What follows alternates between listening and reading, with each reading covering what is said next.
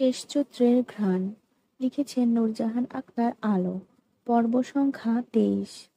আজ চাঁদ রাত, পুরো একটা মাস শ্যাম সাধনার পর আগামীকাল ঈদ উদযাপিত হবে সারা বাংলাদেশে, সারা দেশে।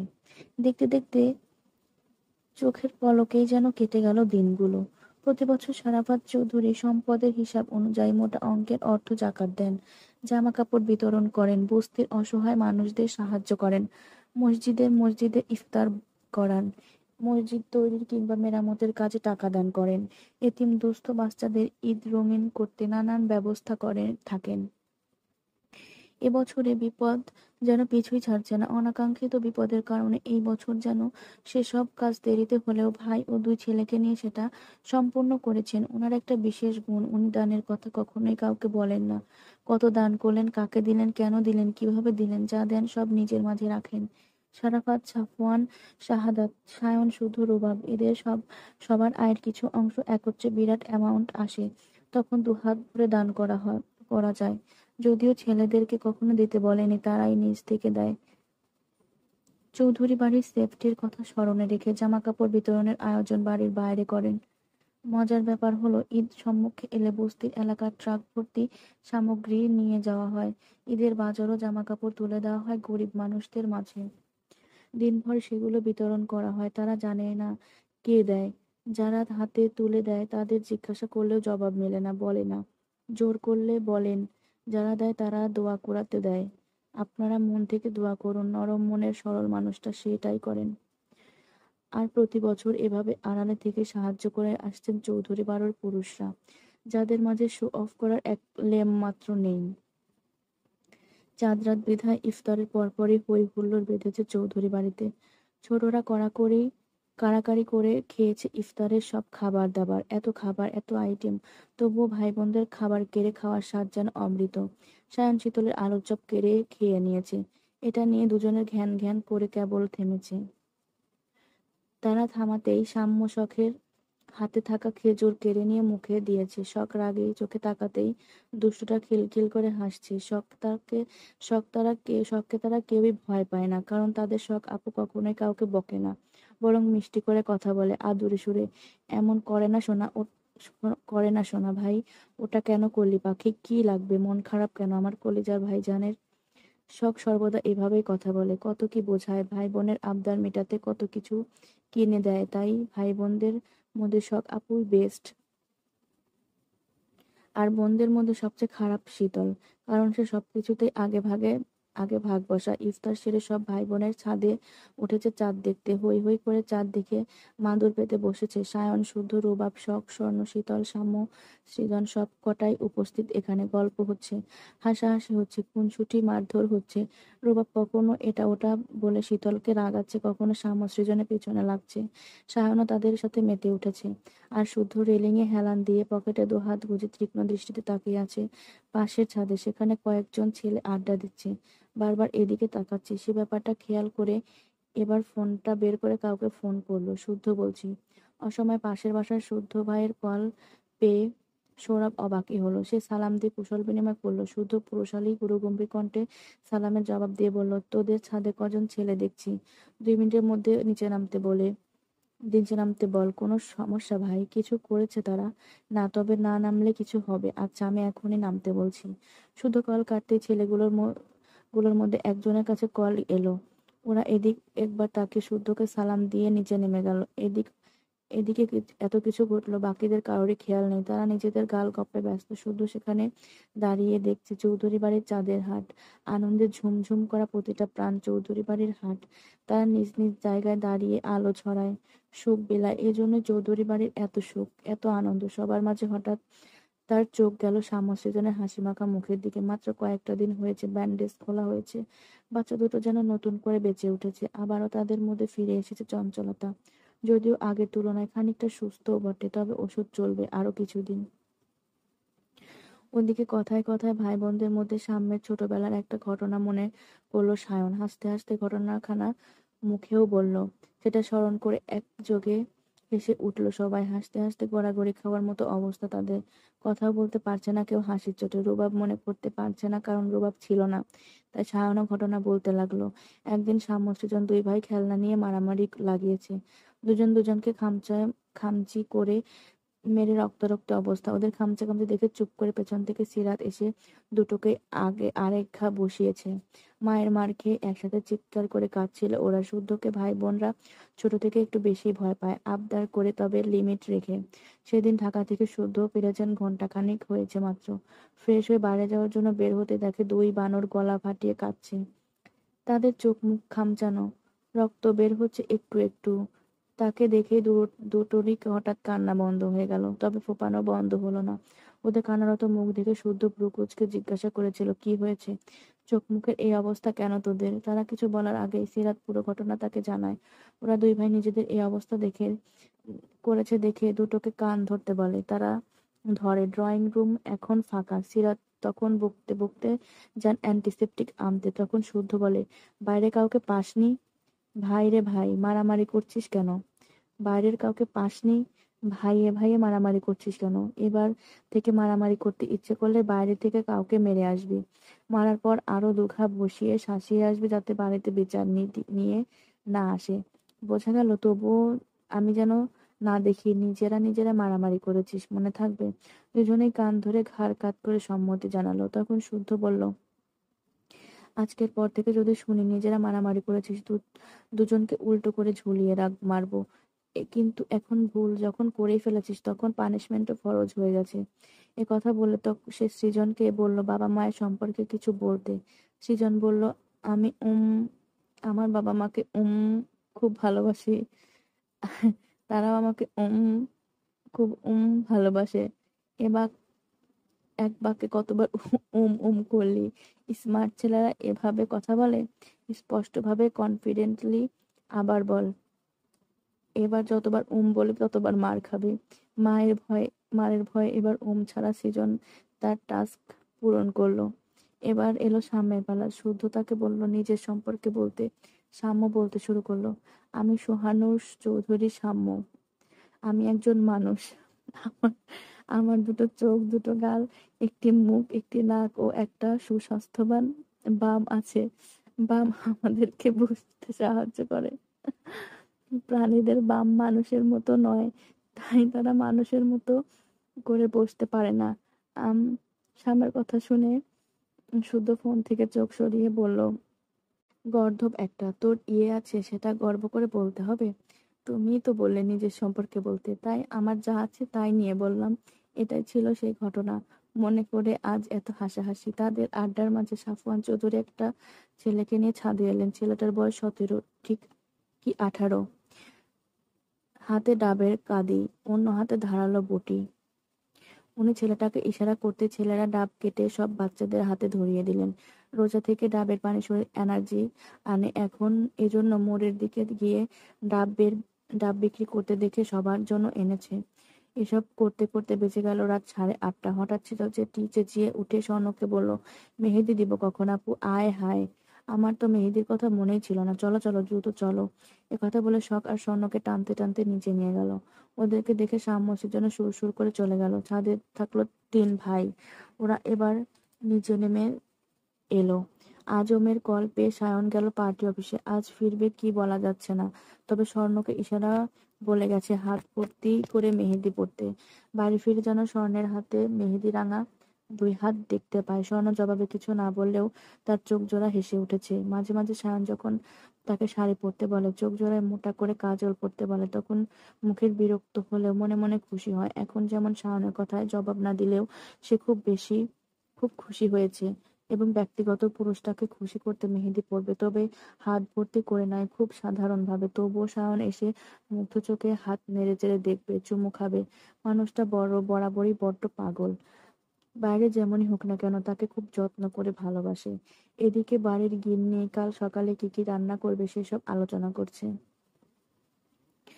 আজ রাতেই কিছু কাজ এগিয়ে রাখছেন হাতে হাতে। মেয়েরা ড্রয়িং রুমে হৈ হৈ করে মেহেদি দিতে বসেছে। স্বর্ণ দিয়ে দিচ্ছে শীতলকে, আর শখ দিয়ে দিচ্ছে শামুকে। সৃজন আপাতত গাল ফুলিয়ে বসে টিভি দেখছে। মেয়েদেরকে মেহেদি দেওয়া কখন হবে কে জানে। 10:30 তো বেজেই গেছে। তাই সীতারা বাকিদের টেবিলে খাবার দিয়ে বড় থালায় ভাত এনে সবকটাকে খাওয়াতে বসলেন। আর একটু রাত বাড়লেই না খাওয়া বাহানা জুড়ে বসবে বাচ্চাগুলো। খাওয়ার ইচ্ছে না থাকলেও সীতারা জোরাজুরিতে শুদ্ধ আর রুবাব অল্প করে খেলো। তারপর হাঁটাহাঁটির কথা বলে বাগান পেরিয়ে বাইরে গেল। হাঁটতে হাঁটতে মোড় পার করে কিছু দূর গিয়ে যেতে রুবাব একটা দোকান থেকে সিগারেট আর লাইটার কিনে আনলো। একটা তার ঠোঁটে গুজে আরেকটা শুদ্ধর দিকে এগিয়ে দিল। শুদ্ধ সেটা নিয়ে সিগারেটের ধোঁয়া উড়িয়ে বলল, ঝগড়া করেছিস? এ কথা শুনে রুবাব এক পলক তাকিয়ে পরপর দুটো টান মেরে জবাব দিল, হয়েছে। ঐশ্বর্যকে আনমনা হয়ে কাজ করতে দেখলাম। আজ কিছু কাজে ভুল করেছে, বকা খেয়েছে, তাতে হাতে ব্যান্ডেজ দেখলাম। কি হয়েছে হাতে? রান্না করতে গিয়ে হাত পুড়িয়েছে। এখন একটা গালি দেই গালি। দেশে ফেরার পর থেকে একবারও দেখা করেনি। বিয়ের কথা বললেই ওর নাকি চাঁদি গরম হয়ে যায়। শালা শ্বশুরটা মরেও না, আমার পথও ক্লিয়ার করে না। তোকে না মেরে মরবে কেন? সেটাই। ওর বাবা মেয়ে পয়দাকু হয়েছে আমার জীবন জ্বালানোর জন্য, নয়তো এমন খাপে খাপ হারামজাদা বাপের হারামজাদি কন্যা হয় কি করে? ইয়ে শুদ্ধ ভাই রে, শোন না, হাত কি বেশি পড়েছে? ডাক্তার দেখিয়েছে? কি বলেছে ডাক্তার? ঐশ্বর্যের হাত পড়ার কথা শুনে রুবাবের উতলা ভাব দেখে শুধু মুচকি হাসলো শুদ্ধ। এ পাগল দুটো দুজনকে এত ভালোবাসে, অথচ ভাবখানা এমন করে যেন কেউ কাকে চেনে না, কখনো কথা হয়নি। কারণ বাংলা সিনেমার মতো তাদের এক হওয়ার মাঝে দাঁড়িয়ে আছে ঐশ্বর্যের বাবা, রাশিয়ান সায়েন্টিস্ট মিখাইল ইগোর, ঐশ্বর্যের মা রেজিনা মাহাতিমের দ্বিতীয় স্বামী। মায়ের ভুল মানুষকে সঙ্গী করার মাশুল দিচ্ছে ঐশ্বর্য। ওই বেচারি পড়ে গেছে অথৈ সাগরে। রেজিনা যদি ইগোরের প্রেমে জালে গা না ভাসাতেন, তাহলে ঐশ্বর্যও স্বাভাবিকভাবে লাইফ লিড করতে পারত। কিন্তু সেটা হয়নি, কারণ ঐশ্বর্য সৎ বাবা মিখাইল ইগোর ঐশ্বর্যকে সবসময় হাতের পুতুলের মতো নাচিয়ে যাচ্ছেন। উনি সায়েন্টিস্ট হয়েও ওনার আবিষ্কার ভুল পথে ব্যবহার করেন। এমনকি ঐশ্বর্যকে শুদ্ধর সঙ্গে কাজ করতে পাঠানোর ছিল মিখাইলের একটি বড় প্ল্যানের অংশ, যেটা ঐশ্বর্য আগে শুদ্ধকে জানিয়ে দিয়ে তার সাথে দেশে ফিরে এসেছে। ইগরের থেকে পালিয়ে বাঁচতে আছে শুদ্ধর গোপন ল্যাবে। সেখানে রাত দিন এক করে রিসার্চের কাজ চালিয়ে যাচ্ছে মেয়েটা। খুব তাড়াতাড়ি তাদের একটি আবিষ্কার উন্মোচন করা হবে বিশ্ববাসীর কাছে। সেটা নিয়ে জোর কদমে কাজ চলছে। সে নিজেও কাজের মাঝে পড়ে থাকতো ল্যাবে, কিন্তু ইগোরের লোক আর ইয়াসির আঠার মতো পেছন পড়ে আছে। অল টাইম তার দিকে নজর রাখছে। নজর ফাঁকি দিয়ে ওই ল্যাবে যাওয়াটা রিস্কি হয়ে যাবে বলে যাচ্ছে না, এমন ভাব করে চলতে হচ্ছে ঐশ্বর্যের। কোনো খোঁজ সে জানে না, অথচ শুদ্ধর সাথে তার প্রতিনিয়ত কাজ নিয়ে কথা হয়। মেয়েটা সত্যি মারাত্মক লেভেলের ট্যালেন্ট, আর কাজের ধরন ভাবনা অবিশ্বাস্য রকমের সুন্দর। আর রুবাব কিভাবে যেন তারই প্রেমে পিছলে পড়েছে। প্রায় অনেক দিনই ঐশ্বর্যের পেছনে লেগে থেকে তাদের সম্পর্কটা এক জায়গায় স্থির হয়েছে। এটা জানার পর থেকে ইগরের অত্যাচার আরো বেড়ে গেছে। সে এখন পাগলের মতো ঐশ্বর্যকে খুঁজে বেড়াচ্ছে। হাতের কাছে পেলে হয়তো ঐশ্বর্যের শ্বাস নেওয়ার সময়টুকুও দেবে না। হাত পোড়া কথা শুনে রুবাব পকেট থেকে ফোন বের করে কল দিল ঐশ্বর্যকে। ঘাট দ্বারা মেয়েটা কল রিসিভ করছে না। মানে মানে হয় এইসবের। কয়েকবার চেষ্টা করেও কাজ হলো না দেখে চোখ মুখ কুঁচকে থমথমে মুখ অন্যদিকে তাকিয়ে রইল। রাগে মুখ থমথম করছে। তখন শুদ্ধ বলল, তোর শ্বশুরকে খেলিয়ে দেশে আনতে হবে। গেমটা উনি শুরু করলেও সমাপ্তিটা না দায়িত্ব আমার। স্যার মানুষ বলে কথা, এক্সট্রা সম্মান না দিলে চলে? বালের শ্বশুর আমার। শালা আমার জীবনটাকে তেজপাতা বানিয়ে দিল। ওইটাকে যত তাড়াতাড়ি সম্ভব যা করার কর, আমার বউটাকে আমাকে দে, নয়তো আমি মামাকে বলে দেব তুমি শীতলের মন নিয়ে ছুপ কিতকিত খেলতে শুরু করেছো। এ কথা বলে রুবাব একটু থামলো, তারপর পুনরায় বলল, মাঝে মাঝে ঐশ্বর্যের ছেলে মানুষই আমার সহ্য হয় না। ও নিজেও জানে ওর হারামজাদা বাপ কখনো আমাকে মেনে নেবে না। নিলে আরো 2 বছর আগেই নিত। ওকে ভালোবাসি, সংসারটা আমি ওর সাথেই করব বলে এতদিন ধরে অপেক্ষা করছি। শুধু তার জেদের কারণে মা আমার সাথে কথা বলে না। আমি এখানে আছি বলে সেদিন এলো, ঠিকই থাকলো না। ঐশ্বর্য জেদ ধরে আছে বিয়ে করলে নাকি ওর বাবা আমাকে মেরে দিবে। আমার ভালোর জন্য আমাকে বিয়েটা করবে না, মানে বাবার হাতে মরতে দিবে না, অথচ আমাকে দহনে পুড়িয়ে আধমরা করে রাখবে। এই নাকি আবার ভালোবাসা? এদিকে সম্বন্ধীর পোলা ইগোর তোর ফর্মুলা না পেয়ে পাগল কুকুর হওয়ার অবস্থা। না, সবকিছুতে প্যাচের ওপর প্যাচ। মানে দিনকে দিন আমার জীবনটাকে প্যাচ লাগানোর ইয়ারফোন হয়ে গেছে বাল। নিশ্চুপ শুদ্ধ জবাব দিল না। হাঁটছে দুই ভাই, সিগারেট টানছে ধীরে সুস্থে। রুবাবের ভেতরের অস্থিরতা যেন টের পাচ্ছে শুদ্ধ। নীরবে কিছু দূর গিয়ে সামনে দাঁড় করানো সায়নের বাইকের চাবিটা পকেট থেকে বের করে রুবাবের হাতে ধরিয়ে দিল শুদ্ধ। রুবাব চাবি হাতে নিয়ে কিছু বলার আগে শুদ্ধ বলল, এতদিন ঐশ্বর্য শুধু আমার দায়িত্বে ছিল। যতটুকু পেরেছি বড় ভাইয়ের মতো সব সময় সেভ করেছি। কিছুক্ষণের জন্য তোর দায়িত্বে ছাড়লাম, কাজে সাবধান। মানে এখানে একটু দাঁড়া, জবাব পেয়ে যাবি। একথা বলে রাস্তার অপর পাশে দাঁড় করানো কামরানের গাড়িতে উঠে বসলো সে। চোখের পলকে শাঁ শাঁ করে চলে গেল গাড়িটা। রুবাব বিরক্ত মুখে বাইকের ওপর বসতে উপলব্ধি করলো কেউ তার সামনে দাঁড়িয়ে আছে। চোখ তুলে তাকিয়ে ঐশ্বর্য দেখে আর পলক ফেললো না। তারপর ঝট করে ঐশ্বর্যের হাত ধরে নাড়িয়ে ঘুরিয়ে দেখে বলল, শুদ্ধ যে বলল হাত পুড়িয়েছ, কই দেখি। আমার কই না তো, বরং ভাইয়া তো বললো তুমি নাকি হাত পুড়িয়েছ। এই জন্যই তো রিস্ক নিয়ে বের হলাম। এবার দুজনে বুঝতে বাকি নেই এটা শুদ্ধর চালাকি। আসলে দুজনেই দুজনকে কাছে পাওয়ার জন্য উতলা, অথচ পারিপার্শ্বিক অবস্থার কথা বিবেচনা করে দূরে সরে আছে। তবে দুজন দুজনকে সেফ দেখে স্বস্তির নিঃশ্বাস নিল। কিন্তু রুবাব বোধহয় ঐশ্বর্যকে স্বস্তি দিতে নারাজ। এক ঝটকায় সে ঐশ্বর্যের নিজের আরো কাছে টেনে ঠোঁটজোড়া দখল করে নিল। শুষে নিতে থাকলো প্রেয়সীর ওষ্ঠজোড়া। ঐশ্বর্য রুবাবের বুকে ধাক্কা দিলে রুবাব একটা কামড় বসিয়ে দিল। যেন বাধা দেওয়ার বিরক্ত সে। কিছুক্ষণ এভাবে থেকে রুবাব সরে গেল। ঐশ্বর্যের ঠোঁট মুছতে মুছতে অন্যদিকে তাকিয়ে হাঁপাচ্ছে। অথচ খুব ভালো করে বুঝতে পারছে রুবাবের চঞ্চল দৃষ্টি তার দিকে নিবদ্ধ। বরাবরের মতোই ঐশ্বর্য পরিপাটি লুক, পরনে কালো জিন্স আর সাদা লেডিস শার্ট, চুল পনিটেইল করে বাঁধা, হাতে স্মার্ট ওয়াচ, কানে ছোট ছোট দুটো টপ, ঠোঁটে চ্যাপস্টিক আর ভাষা কাজলহীন চোখ। মেয়েটার এই বেশে যেন ইন্ডিপেন্ডেন্স গ্রামার গ্রামার লুকটা ফুটে উঠেছে। রুবাব আপাতত বাইকের চাবি নিয়ে ঐশ্বর্যের দিকে এগিয়ে গেল। তারপর বাইকে বসে তাকেও বসতে ইশারা করে বলল, আল্লাহ শুধু কবুল বলার তৌফিক দান করুন। তারপর শায়েস্তা কাকে বলে, হারে হারে যদি টের না পাইছে তোর, তো আমিও রুবায়েত কবির না। ঐশ্বর্য কথা শুনে ঠোঁট টিপে হেসে বাইকের পেছনে উঠে বসলো। কিছু বলতে হলো না, বিনা বাক্যে মাথা রাখলো রুবাবের কাঁধে। জোরে নিঃশ্বাস টেনে নিল প্রিয় মানুষের গায়ের ঘ্রাণ। তাতেই মন খারাপের রেশ কোথায় যেন দৌড়ে পালিয়ে গেল। বেহায়া মন ঝুমঝুম করে গেয়ে উঠলো, বলতে থাকলো এক নাগাড়ে, কতদিন পর। পার্টি অফিসের চেয়ারে বসে পায়ের ওপর পা তুলে ভ্রু কুঁচকে সিগারেট ফুঁকছে সায়ন। ঠোঁটে মিটি মিটি হাসি, ব্যস্ত হাতে টাইপ করছে কাউকে। সে কেউ সে কেউ না, সে কেউটা আর অন্য কেউ না, তারই স্বর্ণকমল। তার কথা মতো হাতে মেহেদি দিয়ে কয়েকটা ছবি পাঠিয়েছে স্বর্ণ। সায়ন সেটাতে লাভ রিয়াক্ট দিয়ে নানান দুষ্টুমার্কা কথা বলে চলছে। স্বর্ণ সিন করলেও কিছু বলছে না, শুধু পাজি প্রেমিকের কথা শুনছে, পাজি প্রেমিকের কথা। এদিকে অনেকক্ষণ ধরে তারই পাশে দুহাতে মেহেদি লাগিয়ে বসে আছে আজম। কি যে খুশি ছেলেটা, চোখে মুখে যেন অসীম আনন্দ ঝরে পড়েছে তার। বারবার চোখের সামনে হাত নিয়ে দেখছে ঘুরিয়ে ফিরিয়ে। এই তো কিছুক্ষণ আগে সে কিছু জিনিসপত্র তার হাতে দিয়ে পাঠিয়েছিল চৌধুরী নিবাসে। বলেছিল সিতারার হাতে ধরিয়ে দিয়ে চলে আসতে। সে গিয়ে শীতলদের মেহেদি দিতে দেখে নিজেও বসে পড়েছে হাতে মেহেদি পড়তে। গল্পে গল্পে কত মজা যে করেছে সময়টুকুতে। অনেক দেরি হচ্ছে দেখে সায়ন কল করলে জানলো সে বসে বসে মেহেদি পড়ছে। এক হাতে শীতল মেহেদি পড়াচ্ছে আর এক হাতে শখ। তার মেহেদি পড়ার কথা শুনে সায়ন বিড় বিড় করে গালি দিয়ে কাজ শেষ করে আসতে বলেছে। এতে আজম যেন আকাশের চাঁদ পেয়ে গেছে। সে ধীরে ধীরে মেহেদির পরে রাতের খাবার খেয়ে তারপর এসেছে। বাড়ির সবাই নাকি বলেছে কাল যেন বেড়াতে যায়। শীতল বলেছে মেহেদির রং কেমন আসে তা দেখিয়ে আসতে। মেহেদির রং দেখলে নাকি বোঝা যায় মনে কতটুকু ভালোবাসা আছে। ভালোবাসা পরীক্ষা করানোর জন্য সে যেন অবশ্যই চায় চৌধুরী নিবাসে।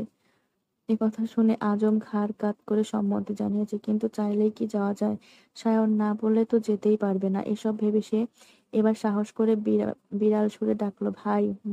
শখ আপা, স্বর্ণাপা, শীতলাপা, সাম্য, সৃজন, হ্যাগরে আমি নিজ ভাই বোনের নজরে দেখি। হেগরে কিছু হইলে আমারও খুব বুক পড়ে। মেয়ে মানুষের মতো হুদাই কথা পেঁচাইয়া মেজাজ খাইন না আজম্ম। না মানে আমি যদি কালকা হ্যাগরে ঈদ সালামি দেই আপনি কি রাগ করবেন ভাই? হঠাৎ? আমার তো কোনো ভাই বোন নাই। কেউ ঈদের দিন আমার থেকে টাকা পয়সা চাইতে আয় না, টাকার লিগা ঝগড়া করে না। এ কথা শুনে সায়ন চোখ তুলে ঘাড় ঘুরিয়ে আজমের দিকে তাকালো। দুই কি এক পলক তাকে আজমের অস্বস্তি ভরা দুমুখখানা দেখলো, তারপর দৃষ্টি সরিয়ে উঠে দাঁড়িয়ে একটা জরুরি কাগজ খুঁজতে খুঁজতে বলল, তোর ভাই বোনদের তুই সালামি দিবি, আমি কেন রাগ করবো? এখনই তো বললি তারা কষ্ট পেলে তুই কষ্ট পাস, তাহলে তারা যাতে খুশি হয় সেটাও না হয় এবার কর। এবার এখানে আমার পারমিশনের প্রয়োজন নেই। না মানে অল্প টাকা দিলে হ্যাগরে মাইন্ড খাইব না তো? যুগ হিসেবে আমার ভাই বোনেরা সব অল্প সময় অল্পতেই খুশি, তবে যে যেটাই দিক হাসি খুশি মুখে মনে নিতে হবে, নয়তো তারা লাখ টাকার বান্ডিলও ছুঁয়ে দেখবে না। তাও কন তাও কন না ভাই, কত দিব? 5 টাকা, 10 টাকা, যা তোর সামর্থ্য তাই দিবি। 400 করে দিই, দে। এ কথা শুনে আজম তড়াক করে উঠে দাঁড়িয়ে হাত ধুয়ে এলো। ভালোই রং এসেছে। সে প্যান্টে হাত মুছে বেঞ্চের ওপর বসে খাম আর কর করে 100 টাকার একটা বান্ডিল নিয়ে ভাগ করতে বসলো। সায়ন কাজ ফেলে আর চোখে বারবার দেখতে লাগলো আজমের খুশি। আজমের ভাই বোন নেই। ঈদে ভাই বোনদের দেরকে ঈদ সালামি দেওয়ার আনন্দ উপভোগ করতে পারে না। এবার সুযোগ পেয়েছে দেখে ছেলেটার ঠোঁটে হাসি যেন ধরছে না, তার চোখ মুখ বলে যেন সে ভীষণ খুশি। কথা হচ্ছে মাঝে মাঝে কারো খুশি কারণ হতে মন্দ লাগে না। ওই কিরে কিরে মধু মধু, শীতলের প্রশ্নে সামনের জবাব শুনে একযোগে হেসে উঠল ভাই বোনেরা সবাই। মেহেদি দেওয়া কেবল শেষ হলো। রাত তখন 11টা 21। মা চাচি সহ প্রত্যেকটা নারীর মেয়ের হাত মেহেদি রাঙা।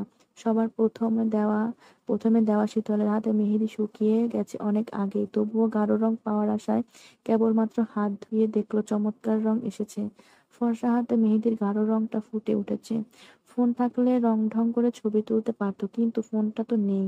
ফোনের কথা মনে পড়ে মনটা ভীষণ খারাপ হলো। পরক্ষণে মায়ের ফোনটা নিয়ে কয়েকটা ছবি তুলে বাবাকে পাঠিয়ে দিল। কিছুক্ষণের মধ্যে শাহাদাত চৌধুরী রিপ্লাই এলো, আমার আম্মা, মাশাল্লাহ, খুব হয়েছে মা। বাবার কথা শুনে শীতল হাসলো আর টুকটাক কথা বললো বাবার সাথে। তারপর কি ভেবে আর মেহেদি রাঙা হাতের ছবিগুলো সেন্ড করলো শুদ্ধ হোয়াটসঅ্যাপে। কিছুক্ষণ অপেক্ষা করলেও সিন হলো না দেখে ফোনটা রেখে রুমে চলে গেল। রুমে গিয়ে কাল কিভাবে সাজবে কি পরবে সব বের করে গুছিয়ে রাখলো, যাতে সকালে সবার আগে রেডি হয়ে সালামি হাতাতে পারে। এবার কারো থেকে কম করে সালামি নিবে না, কারণ সেই সালামি দিয়ে আরেকটা ফোন কিনবে। এসব ভেবে সবচেয়ে সুন্দর ড্রেস বের করে আরেকবার গায়ে মেলে ধরলো। বড় আব্বু, মেজো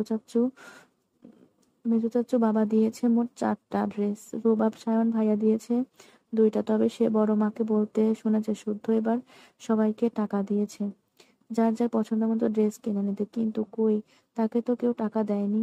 তার ভাগের টাকা কই? তার মানে কি শুদ্ধ ভাই তার টাকা মেরে দিল?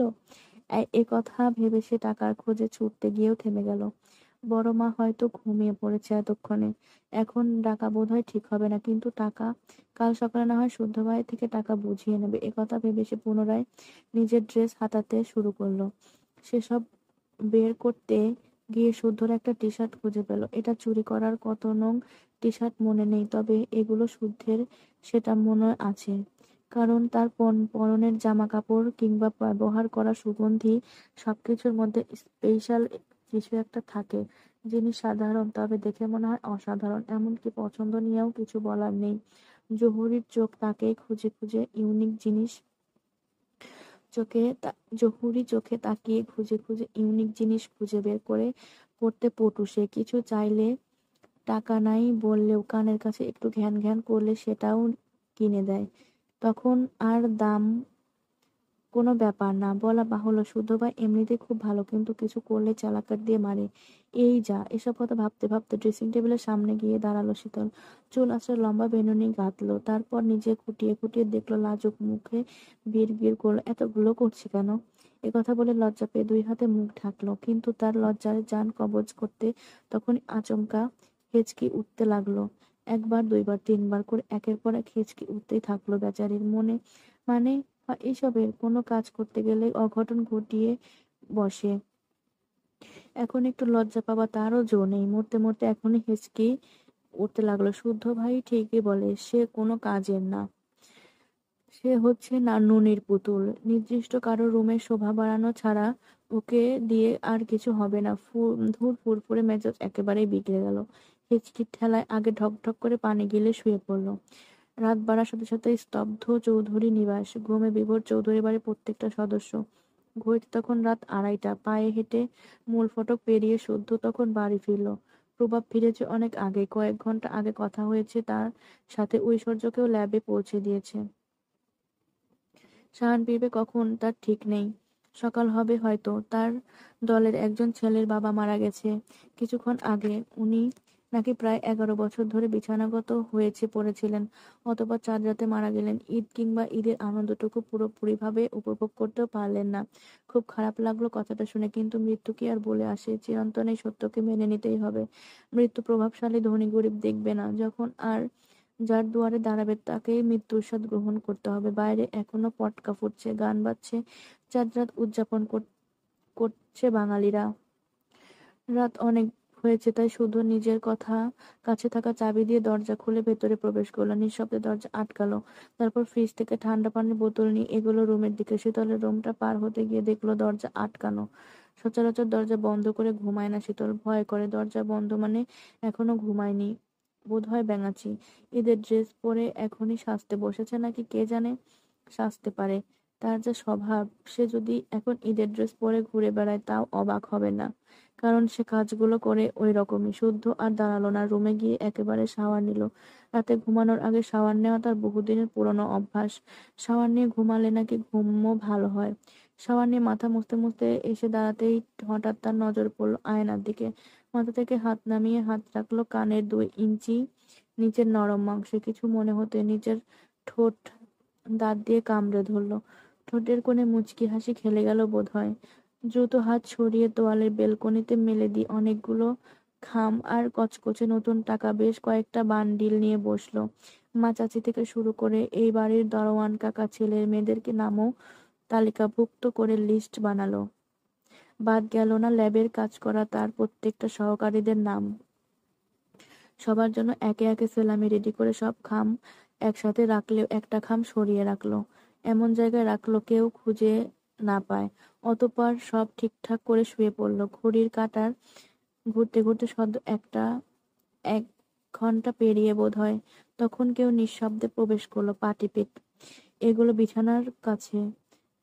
চোখের ওপর হাত নাড়িয়ে দেখলো ঘুমিয়েছে কিনা। সারা শব্দ না পেয়ে এবার আর একটু কাছে এলো। বুকের কাছটায় প্রাণ ভরে শ্বাস টেনে নিল। উফ, সেই পাতলা, সেই মাতাল করা ঘ্রাণ। এত টানে কেন? এত ভালো লাগে কেন? কি আছে এই ঘ্রাণে? এত পাগল পাগল লাগেই বা কেন? মন বলে ঘ্রাণের সাথে মানুষটাকেও কেড়ে নিতে। বুকের কাছটা শার্ট খাবলে ধরে চোখে চোখ রেখে বলতে ইচ্ছে করে, এই যে বিশুদ্ধ পুরুষ, খুব তাড়াতাড়ি আমার হয়ে যান না প্লিজ। না হয় এই বুকটা আমার নাম লিখে দিন। আপনার এই বুকের মুখ ডুবিয়ে দুনিয়াদারি ভুলতে চাই আমি। আমার পুরো পৃথিবীটাকে আমি শুদ্ধময় করতে চাই। শুদ্ধ তীব্র ভালোবাসায় ডুবে শীতল হতে চাই। এ কথা বলে সে আচমকা ঠোঁট ছুঁয়ে দিল শুদ্ধর বুকে। মুগ্ধ নজরে তাকালো ঘুমিয়ে থাকা সুদর্শন পুরুষটার দিকে। দৃঢ় কপাল, বুদ্ধিদীপ্ত দুটো চোখ, বাঁকা ভ্রু, টিকালো নাক, একজোড়া পাজি ঠোঁট যা হাসতে জানে না, হাসলেও তা মেপে গুণে মানুষ বুঝে। শীতল বিছানায় ভর দিয়ে গালে হাত দিয়ে মেঝেতে বসলো। এরপর কিছু একটা ভেবে ফিক করে হেসে দ্রুত নিজেকে সামলে সুন্দর হাতটা টেনে নিল। বাম হাতে লুকানো মেহেদি বের করে ধীরে ধীরে লিখলো, আমার বউ নাই, আমি এতিম। হঠাৎ বাঁ হাতের তালুতে শিরশির কিছু অনুভূতি করলো শুদ্ধ। চট করে চোখ জোড়া না খুলেও বুঝলো কেউ তার হাত কেউ ফু দিচ্ছে। ততক্ষণে শীতলের মেহেদি দেওয়া শেষ। সে এখন ধীরে ধীরে ফু দিচ্ছে যেন তাড়াতাড়ি শুকায়। এভাবে বসে থেকে ফু দিতে দিতে সে কয়েকবার হামি তুলল। রীতিমতো ঢুলছে, চোখের রাজ্যে ঘুম। কিছুটা সময় ঘুমের সাথে যুদ্ধ করতে করতে সূর্যের হাতের দিকে তাকিয়ে হাসলো। সকালে কি হবে পরে দেখা যাবে, এখন মন যখন যা যা বলছে করছে। তারপর ওভাবে বসে থাকতে থাকতে এক পর্যায়ে ওর চোখ লেগে গেল। ধীরে ধীরে ঘুম গাঢ় হয়ে মেহেদির ওপর পড়তেই শুদ্ধ চট করে শীতলের মুখটা ধরে ফেলল। নয়তো হাতের মেহেদি শীতলের পুরো মুখ লেপ্টে যেত। কিন্তু হাতের লিখন লিখলটা কি, সেটা দেখার জন্য নিজের হাতটা দিকে তাকিয়ে ভ্রুজোড়া কুঁচকে গেল। এসব কি? সে এতিম, বউ নাই বিধায় এতিম বানিয়ে দিল এই মেয়ে। শুদ্ধ চোয়াল শক্ত করে শীতলকে দিকে একবার তাকিয়ে আবার তাকালো নিজের হাতের দিকে। তারপর বিছানায় থেকে নেমে শীতলের মাথাটা এগিয়ে ঠিকঠাক ভাবে বিছানায় রাখলো, যেন ঘাড়ে ব্যথা না পায়। তারপর সে শীতলের পাশে হাঁটু গেড়ে বসে মেহেদি তুলে ঘুমন্ত শীতলকে জিজ্ঞাসা করলো, আমি এতিম? আমার বউ নাই? কে বললো নাই? দেখবি আমার বউকে। তুই একা দেখলে হবে না যদিও। তবে চল, এক কাজ করি, বাড়ি শুধু সবাইকে দেখাই। এতে তুইও খুশি, বড়রাও খুশি, তোদের খুশিতে আমিও খুশি। এ কথা বলে সে মেহেদির টিউবটা তুলে নিয়ে পুনরায় নিজের হাতের দিকে তাকালো। তারপর মিটিমিটি হাসতে হাসতে শীতলের বাম গালে লিখে দিল, আমার বউ। আজ ঈদ। মুসলিমদের ঘরে ঘরে বয়ে যাচ্ছে ঈদ আনন্দ। চৌধুরী গিন্নিরা ফজরের পরপরই উঠে রান্নাঘরে চলে এসেছেন। ব্যস্ত হাতে সামলাচ্ছেন রান্না বান্না। ঈদের নামাজ শুরু হবে সকাল 7:30টায়।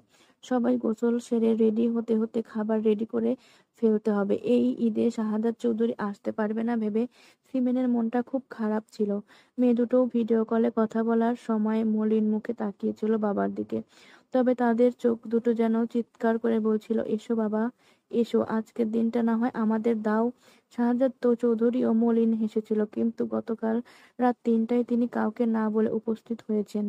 আজকে সকালে সবার সামনে উপস্থিত হয়ে সবাইকে চমকে দেবেন ভেবে বাইরে বের হননি। সিমিনকেও বলে দিয়েছেন আপাতত কাউকে না জানাতে।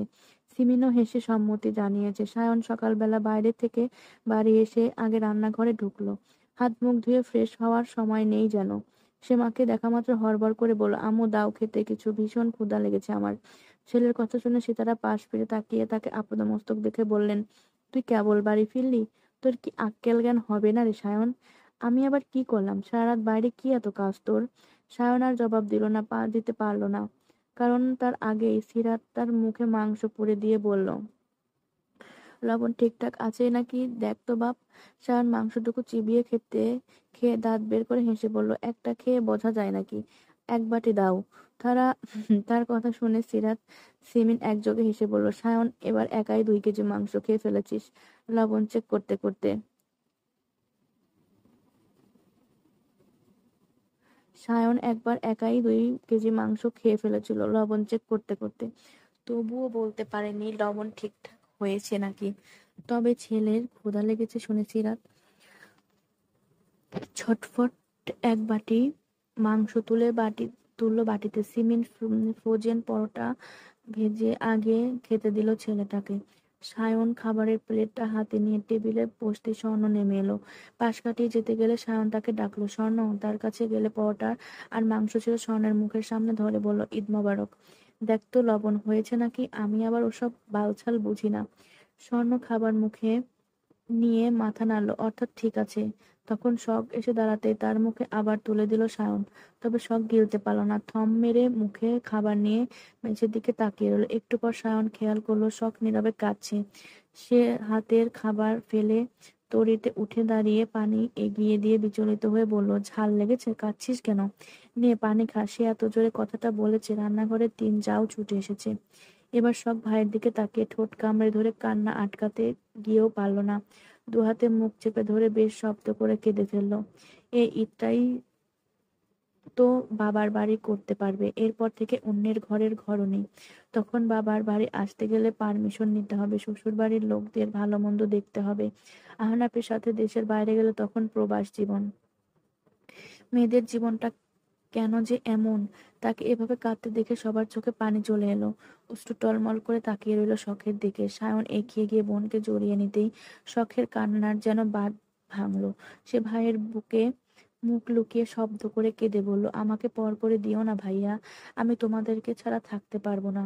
সায়ন বোনের মাথায় হাত রেখে হাত রাখলো। বাইরের মানুষজন জানে সে পাষাণ, তার মনে দয়া মায়া একটু কম, সে নিজেও মানে, কিন্তু বোনদের চোখের পানি সহ্য করতে পারে না, কলিজা ফেটে চৌচির হয়ে যায় যেন। সে শখকে বলল, কাঁদে না, ঈদের দিন কেউ কাঁদে?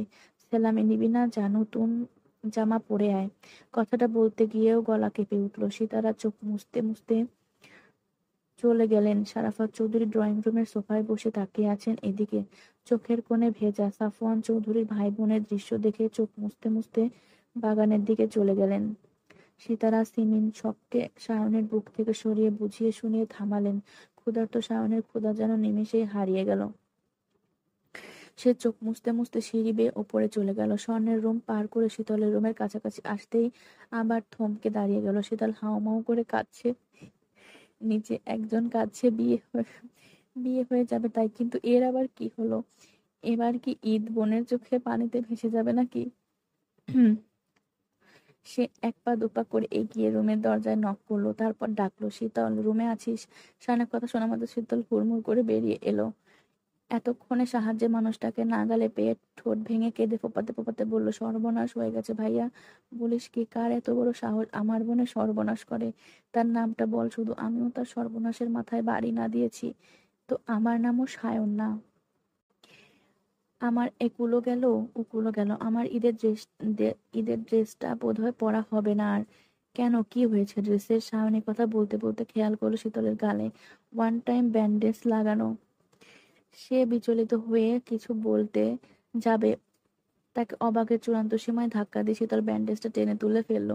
অমনি তার গালে ফুটে উঠেছে মেহেদির রং, সেখানে আবার লেখা আমার বউ। সায়ন চোখ বড় বড় করে তাকিয়ে থাকে আছে শীতলের দিকে। শীতলের করুণ চোখ জোড়া যেন বলছে, বাঁচাও আমাকে। সে এবার বিস্মিত সুরে বলল, কি রে বনু, তোর গালে এটা কি? কিভাবে কি হলো বুঝলাম না। আমি ঘুমিয়েছিলাম, ঘুম থেকে উঠে দেখি গালে এটা। জিন টিনে কাজ নয় তো? জিন আসবে কোথা থেকে? আমি তো শুদ্ধ ভাইয়ের রুমে ছিলাম। ওয়েট ওয়েট, শুদ্ধর রুমে কেন? এবার শীতল ধরা পড়ে গেল। খাওয়া মাছের মতো আমতা আমতা করতে লাগলো। সায়ন শীতলের কথায় মাঝে সেখানে রুবাবু উপস্থিত হলো। সে কিছু বলতে গেলে শীতলের দিকে তাকিয়ে কথা হারিয়ে শুধু ড্যাব ড্যাব করে তাকিয়ে রইল। শীতল হাত দিয়ে রুবাব সে কিছু বলতে গেলে শীতলের দিকে তাকিয়ে কথা হারিয়ে শুধু ড্যাব ড্যাব করে তাকিয়ে রইল। শীতল হাত দিয়ে গাল ঘষতে ঘষতে লাল করে ফেলেছে, তবুও গালের রং একটু ওঠেনি, বরং ফর্সা গালের গাঢ় রং ফুটে উঠেছে। এখন এই লেখা নিয়ে নিচে যাবে কিভাবে? কেউ কিছু বললে জবাবে কি বলবে? সাধের ড্রেস পরা হবে না বোধহয়। কত প্ল্যান করেছে, অথচ একটাও হবে না। এটাও না। সবচেয়ে বড় কথা, শুদ্ধ ভাই যদি জানে তার হাতে সে ওসব লিখেছে, তাহলে চালা কাঠের বাড়ি এদিক ওদিক হবে না। এসব ভেবে সে ফুপিয়ে ফুপিয়ে কাঁদতে লাগলো। বোনকে কাঁদতে দেখে সায়ন বোনকে নিয়ে বীর পুরুষের মতো শুদ্ধ রুমে ঢুকলো। আর এর হেনস্ত করেই ছাড়বে। পেয়েছেটা কি সে? শুদ্ধ ফ্রেশ হয়ে এসে গেছে সায়ন। রুবাব থমথমে মুখে তার বিছানায় বসে আছে। ওকে দেখে সায়ন গম্ভীর মুখে বসতে বলল। সে বসে তাকালো শীতলের দিকে। পাশে বসে হেঁচকি তুলে কাঁদছে শীতল। বোনকে কাঁদতে দেখে সায়নের মুখটা আরো গম্ভীর হয়ে উঠল। সে মেকি রাগ দেখিয়ে শুদ্ধকে বলল, আমার বোনকে ভালোবাসিস না, অথচ তার গালে আমার বউ লিখে স্ট্যাম্প চেপেছিস কেন? খুব সাহস বেড়েছে তাই না? উম, বলবো বাবাকে ধরে বিয়ে দিয়ে দিতে। কি ছেপেছিস? ওমা, এখন বিড়াল দেখি কয় মাছই চেনে না। কি চেপেছি? ওমা, এখন দেখি বিড়াল কয় মাছই চেনে না। হেয়ালি না করে সোজা কথা বলো, নয়তো উঠলাম। কিসের উঠাউঠি? আগে বল, ওর গালে এসব কে লিখেছে? কিসের লেখা? কার গাল? কিছুই তো বুঝলাম না। এ কথা বলে শুদ্ধ তাকালো শীতলের গালের দিকে, তারপর ভ্রু কুঁচকে বলল, গালে এসব কি লিখে ঘুরছিস? বউ হওয়ার খুব শখ না? থাপড়ে দাঁত ফেলে দেবো বেয়াদব। আচমকা শুদ্ধর ধমকে শীতল আর চোখ বড় বড় করে তাকিয়ে রইল। আশ্চর্য তো, তাকে কেন ধমকাচ্ছে শুদ্ধ ভাই? সে নিজেও তো জানে না কিভাবে কি হলো। এক আকাম করে ঘুমিয়েছিল, উঠে দেখে আরেক আকাম ঘটে ঘটে বসে আছে। কথা সেটা না, কথা হচ্ছে এখন এর সমাধান কি? এই বিপদ থেকে বাঁচবে কিভাবে? কিভাবে মেহেদির রং রিমুভ করা যায়? সিমিন যদি দেখে, আজ আর কেউ বাঁচাতে পারবে না। এদিকে শুদ্ধ স্বীকার করার মানুষ না। সায়ন আর রুবাবও কথা না নিয়ে নড়বে না। ভাই ভাইয়ের কথা শুনে শুদ্ধ এবার প্রচন্ড বিরক্ত হলো। সামনে থেকে উঠতে গেলে রুবাব তাকে আটকে দিয়ে বলল, এই খবরদার উঠবি না, এখনই আমাদের প্রশ্নের জবাব দে। প্রায় আধ ঘন্টা যাবৎ এদের ঘ্যান ঘ্যান শুনতে শুনতে বিরক্ত শুদ্ধ। না এরা বাইরে যাচ্ছে, না তাকে কোথাও যেতে দিচ্ছে। তখন থেকে এক ভাষণ দিয়ে যাচ্ছে, কতক্ষণ সহ্য করা যায়। তাও সে তাও সেও এবার শীতলের দিকে তাকিয়ে দাঁতে দাঁত চেপে উত্তর দিল, তোদের বোনকে জিজ্ঞেস কর গত রাতে আমি ঘুমানোর পর আমার রুমে এসেছিল কেন। শুধু আসেনি, এসে চুপি চুপি আমার হাতে মেহেদি দিয়ে লিখেছে আমার বউ নাই, আমি নাকি এতিম। এসব লিখে সে নিজেই কখন আমার হাতের ওপর ঘুমিয়ে পড়েছে। ফলস্বরূপ আমার বাম গালে মেহেদির রং জ্বলজ্বল করছে আমার বউ লেখা। ফলস্বরূপ তার বাম গালে মেহেদির রং জ্বলজ্বল করছে আমার বউ লেখা। এখানে আমার কি দোষ? সে দোষ যখন করেছে এখন শাস্তিস্বরূপ আমার বউয়ের ট্যাগ নিয়ে ঘুরুক। শীতল হতবাক হয়ে কান্না করা ভুলে গেল। ড্যাব ড্যাব করে তাকিয়ে রইল শুদ্ধর মুখ পানে। শুদ্ধ কথা শুনে রুবাব শুদ্ধর হাত টেনে দেখলো শুদ্ধর হাতে মেহেদির রঙও বেশ গাঢ় এবং লেপটানোর চিহ্ন মাত্র নেই। অথচ শীতল যদি তারই মেহেদির ওপর ঘুমাতো তাহলে তো লেপটে যাওয়ার কথা ছিল। অতঃপর যা বোঝার বুঝে গেল তারা দুজনেই। এদিকে শুদ্ধর করা চালাকি ধরতে পেরে তারা শুধু পারল না মাটিতে গড়াগড়ি করে হাসতে। এদিকে বোকা শীতল সমাধান না পেয়ে ফিসফিস করে কেঁদেই চলছে। তাকে কাঁদতে দেখে শাওন হাসি গিলে শুদ্ধকে বলল, মেহেদি রিমুভ করার অপশন জানা নেই? থাকলে তাড়াতাড়ি রিমুভ করে দে, নয়তো দুজনের কপালে শনি আছে। এ কথা বলে সে রুবাবকে নিয়ে চলে গেল আর শুদ্ধ শীতলের মুখ পানে তাকিয়ে বলল, কে যেন বলেছিল আমার নামে কলঙ্ক মাখতে চায়।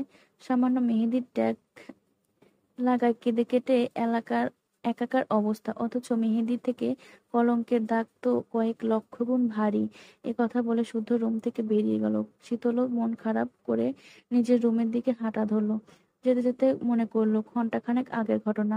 তখন ভোরবেলা, ভোরের আলো কেবলই ফুটতে শুরু করেছে। খোলা জানালা ভেদ করে সূর্যের আলো চোখ পড়তে শীতলের ঘুম ভাঙে। পিট পিট করে এবার চোখ খুলে তো আবার বোঝে। বেশ কয়েকবার একই কাজ করে নিজেকে বিছানায় ধাতস্থ করে লাফিয়ে উঠে বসে। সে তো মেঝেতে বসেছিল, বিছানায় কখন এলো? এলো তো এলো, ঘুমিয়ে পড়লো কখন? সে না শুদ্ধ ভাইয়ের হাতে মেহেদি দিতে এসেছিল, তারপর দিয়েছিল, এরপর কি হলো? এ কথা মস্তিষ্কে ধাক্কা দিতেই তড়িৎ পাশ ফিরে তাকালো। শুদ্ধ তার থেকে দূরত্বে ওপাশ ফিরে উপুর হয়ে ঘুমাচ্ছে। শীতল আস্তে ধীরে বিছানা থেকে উঠে গেল শুদ্ধর কাছে। শুদ্ধ হাত টেনে নিয়ে হাত বুলিয়ে দেখে লেখা লেখা ভালোই রং হয়েছে, বাহ, টক টক করছে।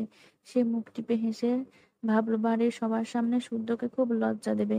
এতদিন বিয়ের শখ ভেতরে ভেতরে চেপে মনে মনে ঠিক বিয়ের জন্য লাফাতো, এখন সেই শোক মন টপকে হাতে এসে পৌঁছেছে। ফলে হাতে লিখে রাখে, আমার বউ নাই, আমি এতিম। আহারে আহারে, বিশুদ্ধ পুরুষে কতই না কষ্ট। এসব ভাবতে ভাবতে তার হাসি চওড়া হলো। আজ ঈদের দিন, অনেক কাজ বাকি, তাই সে আর দাঁড়ালো না। শুদ্ধর হাতটাকে আস্তে করে রেখে যাওয়ার জন্য পা বাড়িয়ে থেমে গেল। পেছনে ফিরে ঘুমন্ত শুদ্ধর দিকে তারই আরেকটু কাছে এলো। তারপর আরেকটু, তারপর কানে কানে ফিসফিস করে বলল, ঈদ মোবারক বিশুদ্ধ পুরুষ, একটু পরেই সেলামি নিতে আসবো কিন্তু। একথা বলে সরে গিয়ে দ্রুত পায়ে শুদ্ধর রুম থেকে বেরিয়ে গেল। নিজের রুমে গিয়ে হাতের মেহেদিটা দেখে খুশি মনে ভালো হয়ে গেল। মেহেদির রংটা কি যে দারুণ এসেছে। সে আবার নাচতে নাচতে ফ্রেশ হতে গেল। ওয়াশরুমে দরজা আটকে মিররের দিকে তাকিয়ে ফ্লাইং কিস ছোড়া তার বদ অভ্যাস। আজও একই কাজ করতে গিয়ে মিররের তাকাতে থপ করে হাসি নিভে গেল। তার চোখ বড় বড় হয়ে তাকিয়ে গালে গালে হাতে দিয়ে ঘষে মেহেদি উঠানোর বৃথা চেষ্টা করলো। লেখার ওপর মেহেদিটুকু উঠে গেলে গালে জল জল করে উঠল আমার বউ। সে এবার হতবাক হয়ে বিড়বিড় করলো, আমার বউ মানে? ও খোদা, কার বউ হলাম আমি?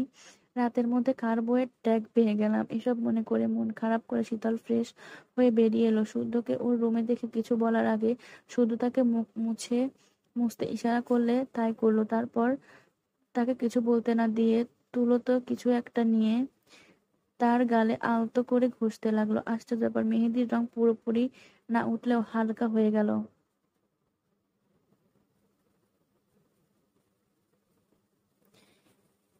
এসব মনে করে মন খারাপ করে শীতল ফ্রেশ হয়ে বেরিয়ে এলো। শুদ্ধ ওর রুমে দেখে কিছু বলার আগেই শুদ্ধ তাকে মুখ মুছতে ইশারা করলে তাই করলো। তারপর তাকে কিছু বলতে না দিলে তুলোতে কিছু একটা নিয়ে তার গালে আলতো করে ঘষতে লাগলো।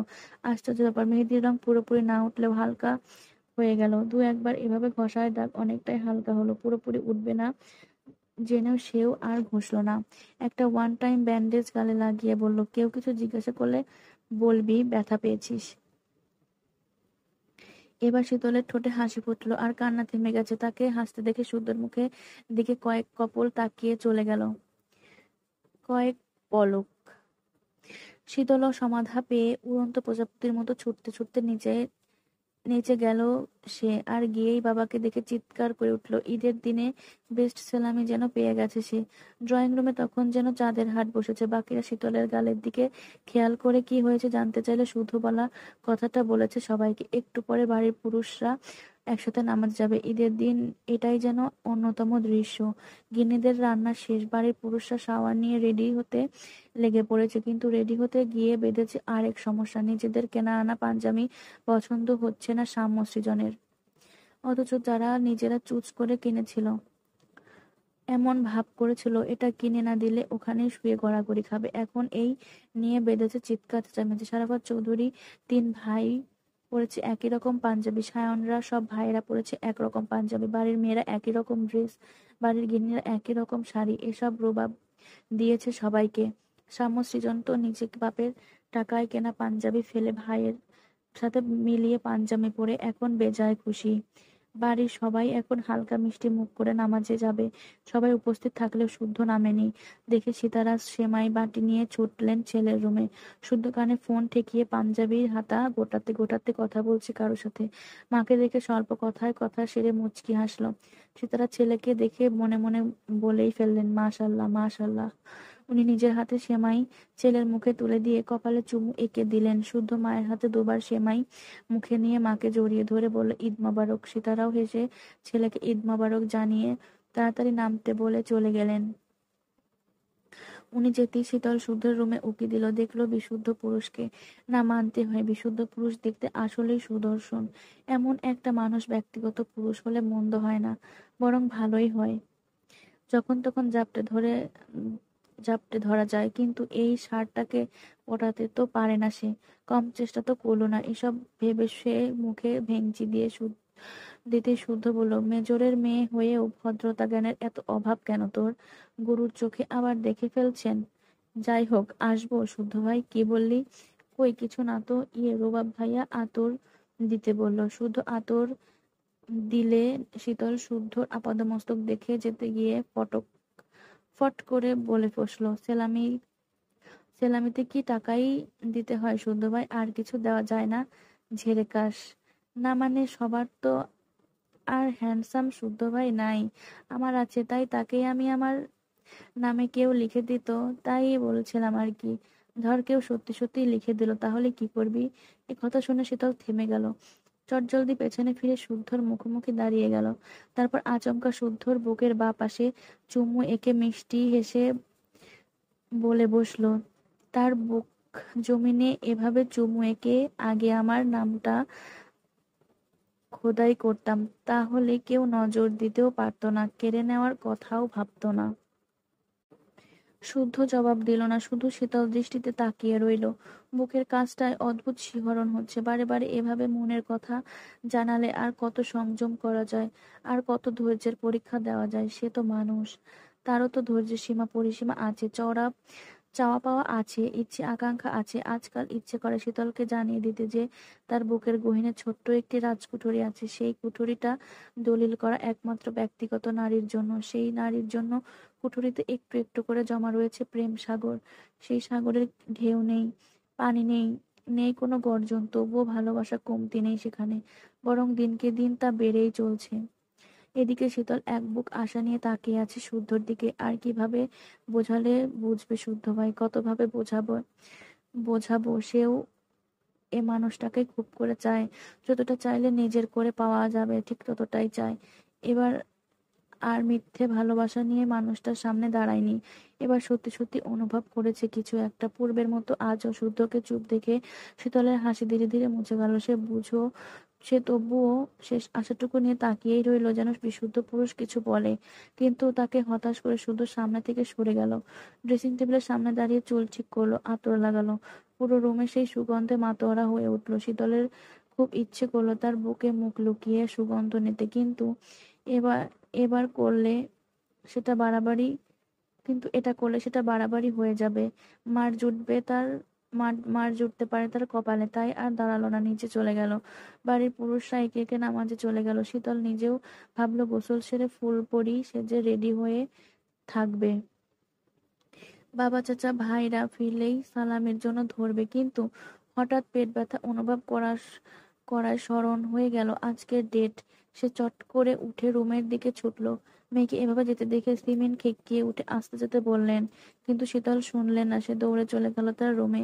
এরপর গোসল সাজগোজ তো দূর, পেটের ব্যথায় জুবুথুবু হয়ে বিছানায় পড়ে রইল। অনেকক্ষণ হয়ে গেছে, শীতল নামছে না দেখে সিমিন উপরে এলেন। মেয়েকে পেটে বালিশ চেপে ধরে শুয়ে থাকতে দেখে যা বুঝার বুঝে গেলেন। এই কষ্টের ভাগ তো আর নেওয়া যায় না, কিন্তু কষ্টও যাতে একটু কম হয় তাই খাবার, মেডিসিন, হট ওয়াটার পট এনে দিলেন। শীতল ঘুমাবে বলে মাকে যেতে বলে চোখ বন্ধ করে নিল। সিমিন আর কথা বাড়ালেন না, দরজা হালকা ভিজিয়ে চলে গেলেন। সিমিন শীতলের কথা জিজ্ঞেস করলে সমস্যার কথা বলায় চুপ হয়ে গেলেন। ওইদিকে ঈদগাহ মাঠে নামাজের জন্য কাতারে কাতারে দাঁড়িয়ে শত শত মুসল্লি যথাসময়ে নামাজ শেষ করে চলল কোলাকুলি। তারপর সেখান থেকে ফিরে চৌধুরীরা ফিরে এলেন বাড়িতে। খাওয়া দাওয়াও করলেন। সমষ্টিজন একে একে সবার থেকে সালামি নিল। শরাফত চৌধুরী ছোট ভাই ছেলে মেয়ে কিংবা বাড়ির বউদেরকে সালামি দিতেও বাদ রাখেন না। সীতারাও দেয় দুই যাকে। সালামি দেওয়া নেওয়ার পর্ব শেষ করে যে যার মতো ঘুরতে বের হলো। রুবাব বের হলো ঐশ্বর্যের সাথে দেখা করতে। সায়ন ঘুমানোর নাম করে স্বর্ণকে ইশারা করে গেল নিজের রুমে। শুধু আশেপাশে চোখ বুলিয়ে কাঙ্ক্ষিত কাউকে না পেয়ে নিজের রুমে গিয়ে টুকটাক ফোন কল সারলো। কথা বলতে বলতে খেয়াল করলো এখনো একটা একটা পড়ে আছে এখনো একটা পড়ে আছে, খামের ওপর নাম লেখা সুবাহানা চৌধুরী। তার মানে সে সালামি নিতে রুমে আসেনি? এমনটা তো হওয়ার কথা না। নিজেও তো নেই, তাহলে গেল কোথায়? কিয়ারার সাথে রাস্তার ঘুরতে বের হয়েছে নাকি? যদি তাই হয় তো মার একটাও মাটিতে পড়বে না, কান টেনে লম্বা করে দেবে। এ কথা ভেবে শীতলের রুম পার হতে গিয়ে দেখলো দরজা ভিজিয়ে রাখা। রুমে আছে নাকি? ঈদের দিন রুমে বসে থাকার মেয়ে তো সে নয়। তবুও একবার নক করতে শীতল খ্যাক করে বলে উঠল, ওই কে রে বাল? উঠতে পারবো না, যার দরকার ভেতরে চলে আসুন। ঝাঁঝালো কণ্ঠে শুনে শুদ্ধ বিড়বিড় করে বলল, বেয়াদবটাকে ম্যানার্স শেখাতে পারলাম না। ওই কে রে বাল আবার কি কথা? চড়িয়ে দাঁত ফেলে দিলে যদি শিক্ষা হয়। বিড়বিড় করতে করতে সে রুমে ঢুকতে দেখলে শীতল পেটে বালিশ চেপে চুপ করে শুয়ে আছে, মুখটা শুকিয়ে এইটুকু হয়ে আছে। সকালে সে ড্রেসটা দেখে গেছে, এখনো পরনে সেই ড্রেসটা, তার মানে শাওয়ারে নেয়নি। কিন্তু কেন কেন এর উত্তর খুঁজতে গিয়ে কিছু একটা বুঝে নিল। সব কথা মুখে না বললেও বুদ্ধিমানরা ঠিকই ধরে ফেলে। হঠাৎ শুদ্ধকে দেখে শীতল শোয়া থেকে উঠে দাঁড়িয়েছে। ওড়না কোথায়? তড়িঘড়ি ওড়নাটা খুঁজতে গিয়ে খেয়াল করলো ওড়না দিয়ে তার পায়ের পেটি বাঁধা। কোমর থেকে পা অবধি কেমন কামড়াচ্ছিল, তাই পা বেঁধে রেখেছিল। ওনায় যা গিট্টু মেরেছিল, খুলতেও 2 মিনিট লাগবে, তাই পাশে রাখা তোয়ালে গলায় ঝুলিয়ে নিল। শুদ্ধ দৃষ্টি ততক্ষণ ছিল শীতলের স্টাডি টেবিলের চেয়ারে ঝুলানো নতুন টি শার্ট। একদিন পরে তারপর আর খুঁজে পায়নি। এই লোভী বিড়াল হাতিয়েছে, আন্দাজ করে খোঁজও করেনি। শুদ্ধর পরনে এখনো সকালে সাদা পাঞ্জাবি। শীতল মুগ্ধ হলো, মিনমিন করে বলল, কিছু বলবেন শুদ্ধ ভাই? ডাকাতি করে নয়, 1000 টাকা দিয়ে ড্রেস কিনে নিলি, বলিসনি তো সেটা তুলে রাখার জন্য? পরে পরবো। পরে কেন? এমনি। যা, শাওয়ার নিয়ে আয়, ঘুরতে বের হব। শরীর ভালো লাগছে না, মাথা ঘুরছে, আপুদের নিয়ে যান। অথচ অন্য সময় হলে ঘুরতে যাওয়ার কথা শোনা মাত্রই সেই লাফিয়ে উঠত। আজ যেন তার সব খুশি ফুরিয়ে গেছে। শুদ্ধ সালামির খামটা এগিয়ে দিলে শীতল অভিমানে থমথমে মুখ তাকিয়ে রইল। সকালে তো বললই সালামি হিসেবে টাকা নেবে না এবার। যা চেয়েছে দিলে পারলে যেন সেটাই দেয়, নতুবা টাকা ফাকা লাগবে না তার। বাবা এসেছে, একটু ঢং করে মুখ ফুলালেই টাকা পেয়ে যাবে, কিন্তু টাকা তো চায় না তার। চায় জলজ্যান্ত বিশুদ্ধ পুরুষটাকে একদম আপন করে, নিজের করে। শীতল খাম ধরছে না দেখে শুদ্ধ বলল, ধরছিস না কেন? লাগবে না, না লাগলেও ধর। আমার বাবার অনেক টাকা আছে, অন্যের টাকা না নিলেও চলবে। শুদ্ধ ভ্রু কুঁচকালো, নিচের ঠোঁট কামড়ে কোনো মতো হাসি আটকে বলল, তোর বাপের যা আছে সেটা নিবি না, তাই তো? তা তোর বাপের কিসের অভাব? কি লাগবে? কিসের খুশি? কিসে খুশি তোর বাপ? মেয়ের খুশি ধার ধারে না আসছে মেয়ের বাপের খুশি ঠেকাতে। এ কথা বলে শীতল মুখ বাঁকালো। দাঁড়িয়ে থাকতে কষ্ট হচ্ছে তাই বসলো। একটু আগে খাওয়া শীতলের এঁটো পানটুকু শুদ্ধ পান করে বলল, আজ বিশেষ দিন, যেহেতু অখুশি রাখবো না কাউকে। বল কি চাস? আর কতবার বলবো? যতবার জানতে যাইবো। এতবার জানিয়েও যখন প্রাপ্তির কথা শোনো, তাহলে জানাবো কেন? এ কথা বলে শীতল অভিমানপূর্ণ চোখে শুদ্ধর দিকে তাকালো। তবে তার চোখ যেন বলে দিচ্ছে মনের কথা, কণ্ঠস্বর যেন চিৎকার করে বলতে চাচ্ছে, আমার হয়ে যান বিশুদ্ধ পুরুষ। ইচ্ছালামি হিসেবে আপনার আমিটা শুধু আমার জন্য চিরস্থায়ী হোক। শীতলকে চুপ হয়ে থাকতে দেখে শুধু পুনরায় খামটা এগিয়ে দিল। শীতল পুনরায় গো করে বলল, বললাম তো সালামি লাগবে না, অন্যদের দিয়ে দেব। হুম, ভেবে বলছিস? হুম। সালামি হিসেবে স্বয়ং শুদ্ধ ছিল, তাকেও কি তবে? হুম। এ কথা বলে শীতল তড়িৎ তাকালো শুদ্ধর দিকে। শুদ্ধ মুখে বিস্ময় আর আরেক দফা অবাক করে দিয়ে শুদ্ধর হাত ধরে টেনে বুকে জড়িয়ে নিল শীতলকে। কি হলো ব্যাপারটা? আবার পড়ি। অন্যকে দিয়ে দেব? হুম। ভেবে বলছিস? হুম। সালামি হিসেবে স্বয়ং শুদ্ধ ছিল, তাকেও কি তবে? হুম। এ কথা বলে শীতল তড়িৎ তাকালো শুদ্ধর দিকে, চোখ মুখে বিস্ময়। তাকে আরেক দফা অবাক করে দিয়ে শুদ্ধ হাত ধরে টেনে বুকে জড়িয়ে নিল শীতলকে। আকস্মিক কাণ্ডে শীতল বাকহারা, নড়াচড়াও ভুলে গেছে যেন। বুকের ভেতর অদ্ভুত শিহরণ, হাত পা যেন কাঁপছে। তার মাথা ঠেকেছে শুদ্ধর বুকে। তবে কি শুদ্ধ ভাই মেনে নিয়েছে তাকে? সত্যি সত্যি সত্যি তার ব্যক্তিগত পুরুষ হবে শুদ্ধ ভাই? তার এখনো স্বপ্ন স্বপ্ন লাগছে কেন? নাকি সত্যি স্বপ্ন দেখছে? একটু পরেই ঘুম ভেঙে যাবে। যদি স্বপ্ন হয় তো এই ঘুম না ভাঙুক। আর যদি সত্যি হয় তো আজ পৃথিবীর সবচেয়ে সুখী মানুষ সে। তার অবস্থা দেখে শুদ্ধ ফিচেল হাসলো, বাঁধন একটু শক্ত করে ধরলো। তারপর একটু ঝুঁকে কানে কানে বলল, ঈদের দিন সম্পর্কে দৃঢ়তা বাড়াতে কোলাকুলি করা উত্তম। এ কথা শুনে শীতল শুধু লাজুক হাসলো। তার গাল জোড়া কেন জানি লাল হয়ে উঠেছে। সে এখনো বিশ্বাস করতে পারছে না। হঠাৎ কি ভেবে তার কম্পিত হাত জোড়া রাখলো শুদ্ধর পিঠের ওপর। না, স্বপ্ন নয়, এই যে প্রিয় পুরুষটাকে ধরতে পারছে, ছুঁতে পারছে, অনুভব করতেও পারছে। তখন শীতল হঠাৎ বলল, এবার সবার সামনে আমাকে গ্রহণ করতে যদি পিছিয়ে যাস তাহলে আমার চিরতরে হারাবি। ওয়াদা করে বলছি, সত্যিই হারাবি। কেঁদে মরে গেলেও আমাকে পাবি না। যেন না যেন না পাস, এজন্য তোকে আমার বিয়েতে প্রধান সাক্ষী করে অন্য মেয়েকে নিয়ে বাসরে ঢুকবো আমি। এই কথা শুনে শীতল শক্ত করে খামচে ধরলো শুদ্ধকে। কয়েকবার মাথা নাড়িয়ে বোঝালো, এসব শুনতে চাস না, এসব শুনতে চায় না। এসব কথা শুনলে তার নিঃশ্বাস আটকে আসে। তার অবস্থা দেখে শুদ্ধর বুকের ভারটা যেন কমে এলো। বুঝলো হারানোর ভয়টা ভালোভাবে শীতলের মনে ঢুকাতে পেরেছে। তাই মনে মনে খুশি হয়ে সামনে তাকাতেই দেখে সিমিন দাঁড়িয়ে আছে। ওনাকে দেখে শুদ্ধ সোজা হয়ে দাঁড়াতেই শীতল বাধা দিল। মাকে না দেখে শুদ্ধকে খাবলে ধরে পুনরায় মাথায় রাখলো প্রিয় পুরুষটার বুকে। এবার শুদ্ধ তাকে সরালো না, বরং সিমিনের আগুন চোখে চোখ রেখে তাকিয়ে রইল এক দৃষ্টিতে। তখন সিমেন হাতের প্লেটটা সজোরে আছড়ে ফেলতেই শীতল চমকে উঠল। বিস্ফোরিত দৃষ্টিতে মাকে দেখে হতভম্ব হয়ে তাকিয়ে রইল। মেয়ের বেহায়াগিরি নিজের চোখে দেখে রাগটাকে সামলাতে পারলেন না তিনি। মারতে তেড়ে আসতেই শুদ্ধ শীতলকে আড়াল করে মাঝখানে দাঁড়িয়ে গেল। তারপর ঠান্ডা সুরে বলল, এখানে এই বিষয়ে কোনো কথা হবে না ছোট আম্মু।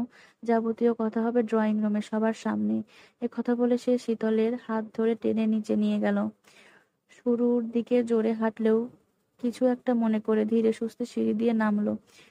একদিকে সিমিনের সাথে তখন সামষ্টি যেন গিয়েছিল, কারণ সকাল থেকে শীতলকে তারা দেখেনি।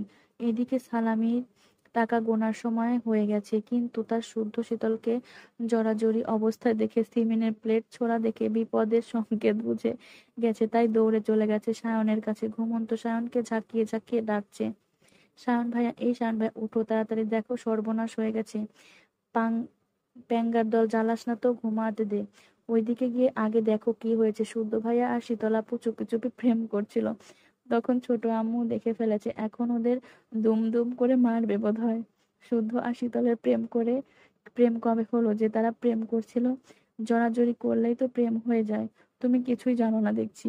এবার শাহানের ঘুম ছুটে গেল। চোখ বড় বড় করে তাকিয়ে কিছু বলার আগে শুনতে পেল নিচে গোলমাল হচ্ছে। তাহলে ঘটনা সত্যি নাকি? সে তড়িৎ লাফ মেরে উঠে নিচে যাওয়ার জন্য ছুটলো। সিঁড়ি বেয়ে নামতে নামতে দেখলো বড়রা সবাই জড়ো হয়ে গেছে। শুদ্ধর কোমরের কাজটার পাঞ্জাবি খামচে ধরে তার পেছনে শীতল দাঁড়িয়ে আছে, ফিস ফিস করে কাঁদছে। সে গিয়ে দাঁড়াতে সিমিন শাহাদাত চৌধুরীর উদ্দেশ্য বললেন, এবার হলো তো, মিলল আমার কথা? সিমিন, থামো, ব্যাপারটা আগে বুঝতে দাও। শুদ্ধ, কি হয়েছে?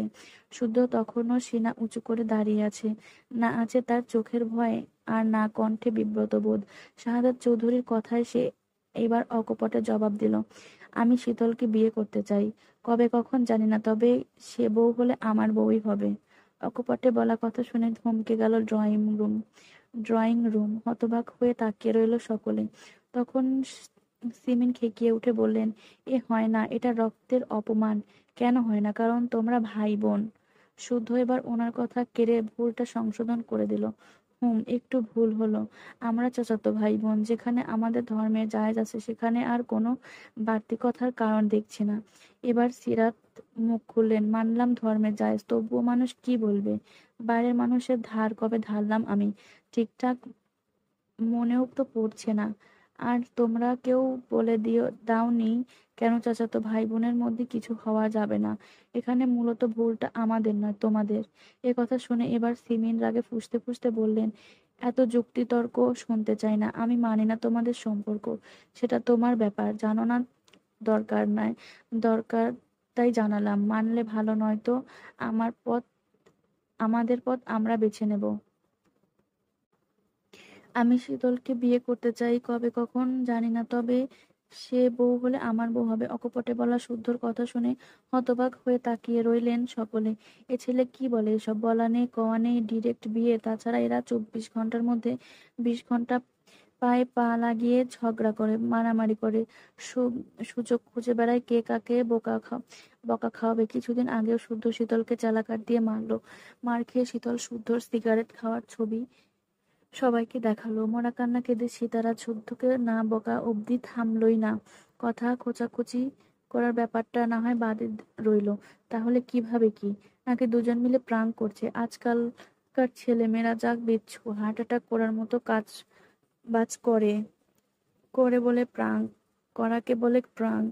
এজন্য আগ বাড়িয়ে কিছু না বলে সকলেই আগে ঘটনা বোঝার চেষ্টা করছে। তবে শুদ্ধর কথা শুনে সিমেন খেকিয়ে উঠে বললেন, না, এটা হয় না।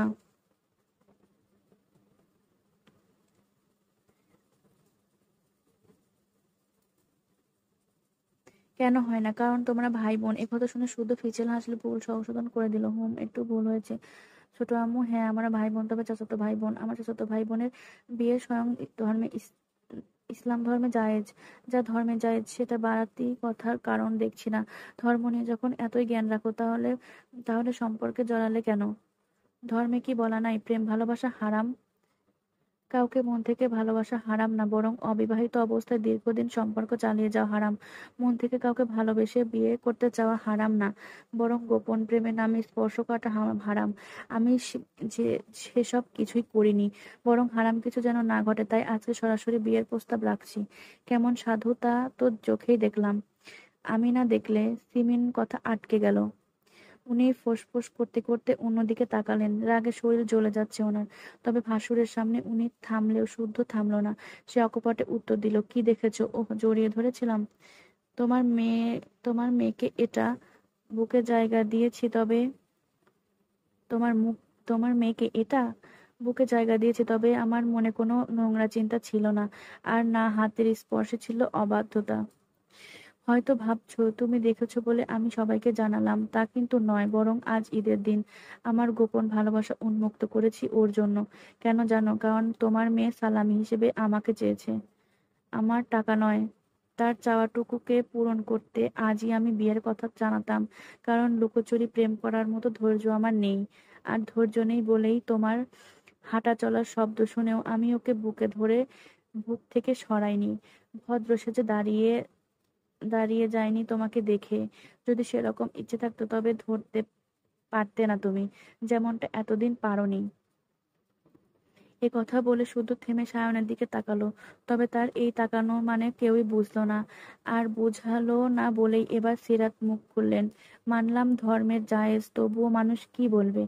বাইরের মানুষের ধার কবে ধারলাম মনে পড়ছে না। আর তোমারা বলে দাওনি চাচাতো ভাই বোনের মধ্যে কোনো কিছু হওয়া যাবে না?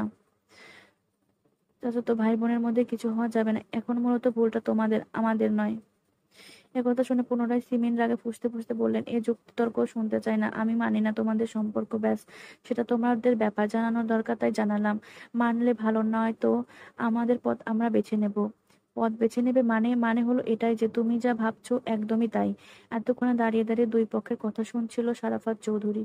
ছেলের কথায় ভঙ্গিমা বলে দিচ্ছে সে এই ব্যাপারে ভীষণ সিরিয়াস। তবে যাকে নিয়ে এত কথা হচ্ছে তার মতামতও জানা দরকার। তাই উনি হাত উঠিয়ে সবাইকে থামতে বললেন। তারপর শুদ্ধর পেছনে লুকিয়ে থাকা শীতলকে ডাকলেন, মা এদিকে এসো।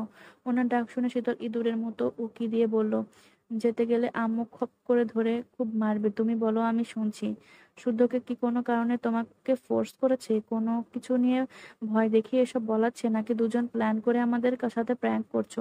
সারাপত চৌধুরীর কথা শুনে শুদ্ধ ভ্রু কুঁচকে তাকালো। ফোর্স? এখানে ফোর্সের কথা কোথা থেকে এলো? ফোর্স করলে মানবে এত সরল নয় নিশ্চয়ই চৌধুরী কন্যা। যেখানে সে নিজেই চুমুটুমু খেয়ে শরীরের জীবাণু ছড়িয়ে একা একাই তার নামে গায়ে কলঙ্ক টলঙ্ক মেখে একাকার করে ফেলেছে, সেখানে সে নাকি ফোর্স করবে? হাস্যকর। তবে শুদ্ধ আর কথা বাড়ালো না। শীতলের মুঠো থেকে পাঞ্জাবি ছাড়িয়ে হাতটা টেনে সামনে দাঁড় করিয়ে দিল আর মুখে বলল, প্রাপ্তি আর মুক্তি তোর হাতে, যা করবি ভেবে করিস। শীতল ভয়ে ভয়ে তাকালো রাগান্বিত দৃষ্টিতে তাকিয়ে থাকা মায়ের দিকে, এরপর সারাফাত চৌধুরীর দিকে। তবে কানে একই সুর বাজতে লাগলো, কিছুক্ষণ আগের বলা শুদ্ধর কথা। এবার সবার সামনে আমাকে গ্রহণ করতে যদি পিছিয়ে যাস তাহলে আমার চিরতরে হারাবি। ওয়াদা করে ওয়াদা করে বলছি, সত্যিই হারাবি। কেঁদে কেটে মরে গেলেও আমাকে পাবি না। যেন না পাস সেজন্য তোকে আমার বিয়েতে প্রধান সাক্ষী করে অন্য মেয়েকে নিয়ে বাসরে ঢুকবো আমি। এ কথা স্মরণ করতেই মনে হলো কেউ যেন তার কলিজার ভয়াল থাবা বসালো, রক্তাক্ত করে দিল বক্ষপাশ। আর আক্ষিপট অশ্রু ছলছল করতে লাগলো। শুদ্ধর দিকে একবার তাকাতে গিয়ে সায়নের দিকে নজর পড়ল। চাহনিতে যেন বলছে, ও ভাইয়া বাঁচাও। সায়ন বোনের চাহনিতে বুঝে দুই কদম এগিয়ে এলো, মাথায় হাত রেখে গুরুগম্ভীর সুরে জিজ্ঞাসা করলো, শুদ্ধর নামে কবুল পড়বি? কাজী ডাকবো? শীতল মাথা নিচু করে কিছুক্ষণ চুপ থেকে মৃদুভাবে মাথা নাড়ালো কেবল। অর্থাৎ রাজি। তা দেখে সায়ন বোনের মুখ উপরে তুলে সুস্পষ্ট বলে বসলো, ভালোবাসলে সর্বসম্মুখে ভালোবাসা প্রকাশে সৎসাহস থাকতে হয়। যদি না থাকে সে ভালোবাসা পাওয়ার যোগ্য নয়। এই আমি যেমন তোর বোনকে ভালোবাসি, পুরো পৃথিবীর সামনে গর্ব করে বুক ফুলিয়ে বলতে পারি আমি স্বর্ণকে ভালোবাসি। বিয়ে ওকেই করব, সে হবে চৌধুরীদের বড় পুত্রবধূ। আমার বিশ্বাসে হাত বাড়ালে আমার স্বর্ণও এগিয়ে আসবে। আমার বিশ্বাস, হাত বাড়ালে আমার স্বর্ণ এগিয়ে আসবে। প্রয়োজনে আমার বাড়ানো হাত ধরতে সে এই বাড়ি ছেড়ে দেবে। তাহলে তুই আমাদের বোন হয়ে ভালোবাসা প্রকাশে ভয় পাচ্ছিস কেন? একবার শুনিয়ে দে, তুই হলি সোয়াইব শুদ্ধর হবু বউ। সায়নের এ কথা শুনে সকলে যেন আরেকবার আকাশ থেকে পড়লেন। শুদ্ধর সঙ্গে শীতলের কথা মানলেও সায়ন স্বর্ণের কথা মানতে পারলেন না কেউই। থমথমে মুখে তাকিয়ে রইলেন সকলে। এটা সম্ভব নয়, কারণ লোক সমাজে ওনাদের চলতে ফিরতে হয়। যখন বাইরের সবাই জানবে তখন কিছু বলার আগে ভাববে বাড়িতেই নিশ্চয়ই অঘটন ঘটেছে, নতুবা এক ভাইয়ের ছেলেদের সঙ্গে আরেক ভাইয়ের দুই মেয়ের বিয়ে বা দেবে কেন? দিলে একজনের দিক, তাই বলে দুজনের। এমন না যে চৌধুরীরা খারাপ কিংবা ছেলেমেয়েরা খারাপ যার জন্য বিয়ে আসে না। বিয়েতে অহরহ আসে, যদি আসে তাহলে বাড়িতে কেন আত্মীয়তা করতে হবে? মোদ্দা কথা, ছেলে মেয়ে যদি এতই সাধু হয় তাহলে বাইরে আত্মীয়তা করতে সমস্যা কোথায়? নাকি মেয়ে দুটোর চরিত্র দোষ আছে? যদিও তারাই নিষ্পাপ হয়, তাহলে কি ছেলে দুটোর মাঝে খাপলা আছে? নতুবা সচরাচর এমন তো দেখা যায় না। এসব প্রশ্নকে সাইডে রেখে এটা যদি বলা হয় তারা নিজেরা পছন্দ করে বিয়ে করেছে, এটা কি গ্রহণযোগ্য? তাও কিন্তু নয়, বরং হাসাহাসি কারণ পেয়ে বলবে আজকাল চৌধুরী নিবাসে পরিকল্পনা করে ভালোবাসাবাসি চলে। এসব কথায় যে জবাব দেবে, কথার কে জবাব দেবে? এদিকে স্বর্ণ চুপ করে তাকিয়ে আছে সায়নের মুখ পানে। দেখছে একজন অধৈর্য প্রেমিক পুরুষকে, দেখছে তার প্রতি অগাধ বিশ্বাস বুকে নিয়ে আধা পাগলকে, যাকে এতদিন বুঝিয়ে সুঝিয়ে রাখলেও আজ সে অঘটনটা ঘটিয়েই ফেলেছে। আচ্ছা, সে কি আন্দাজ করতে পারছে না কথায় এখন সব সম্পর্কের বাঁধন নড়বড়ে হয়ে যেতে পারে, শুদ্ধ শীতলের পূর্ণতার মাঝে অপূর্ণতার শক্ত দেওয়াল হয়ে ওঠার কারণও হতে পারে। এদিকে সায়নের কথা শেষ হতেই সিমিন দু পা পিছিয়ে গেলেন, অশ্রুসিদ্ধ চোখে তাকিয়ে রইলেন মেয়েদের দিকে। তারা জানে আজ তারা তাদের মাকে গোহারান হারিয়ে দিয়েছে। এটাকে শুধু হারিয়ে দেওয়াই বলে না, একেবারে শির দ্বারা ভেঙে দেওয়া। গোপনে থাকা আতঙ্ক অবশেষে সত্যি হয়ে গেল। ওনাকে পেছাতে দেখে স্বর্ণ এগোতেই উনি হাত উঠিয়ে বারণ করলেন। তার কিছু বলার নেই, শোনারও নেই। মেয়েরাও এখন অনেক বড় হয়ে গেছে, নিজেদের পথ নিজেরাই বেছে নিতেও শিখেছে। এবার তাহলে ছুটি নেওয়ার পালা। যদিও ছুটি বলে না, এটাকে বলে চুপ করে পালিয়ে যাওয়া। উনি কিছুক্ষণ থম মেরে লাল বর্ণ চোখে তাকালেন শাহাদাত চৌধুরীর দিকে, তারপর আঁচলে মুখ মুছে ভাঙা ভাঙা কণ্ঠে বললেন, এতদিন তোমার সঙ্গে যেতে রাজি হইনি, এই সংসার ছেড়ে যাওয়ার কথা ভাবতে পারিনি। আজ যেতে চাচ্ছি। সঙ্গে নেওয়া সম্ভব হলে নিও, নয়তো একেবারে 3 তালাক দিয়ে আমাকে মুক্ত করে দিও। যদি তাও না পারো তবে আমার দাফনের জন্য তৈরি থেকো। সিমিনের কথা শুনে শাহাদাত চৌধুরী কথার খই হারিয়ে ফেললেন, শুধু অবাক চোখে তাকিয়ে রইলেন সহধর্মিণীর দিকে। এ যেন অচেনা কেউ। এতগুলো বছর উনি জেনে এসেছে সিমিনের কাছে উনিই পুরো পৃথিবী, আর মেয়েরা হলো পৃথিবী ঘিরে রাখা অনাবিল সুখ। আজ পৃথিবী আর সুখ দুটোকেই সিমিন অনায়াসে বিসর্জন দিয়ে দিচ্ছে। দাফন করা, তালাক দেওয়া, কথা বলতে একবারও বুক কাঁপলো না? মনে পড়লো না সামনে দাঁড়ানো মানুষটা সহ্য করতে পারবে কিনা? এদিকে শুদ্ধ সায়ন আর দরজায় দাঁড়ানো রুবাব যেন বাঘহারা। তারা কল্পনাও করতে পারেনি তাদের নরম সরম ছোট আম্মু এ কথা বলতে পারে। কিন্তু এই ঘটনা অন্যদিকে মোড় নিচ্ছে দেখে এবার সায়ন এগিয়ে এলো, সিনা উঁচু করে সরাসরি সিমিনকে বলল, এতটাই অযোগ্য আমরা? সিমিন জবাব দিল না, মুখ ফিরিয়ে অন্যদিকে তাকিয়ে রইল। সায়না তখনও গো ধরে দাঁড়িয়ে পুনরায় জিজ্ঞেস করলো, যতক্ষণ না আমাদের অপরাধ চোখে আঙুল দিয়ে দেখাতে পারবে ততক্ষণ বাড়ি ছাড়ার কথা মুখে এনো না।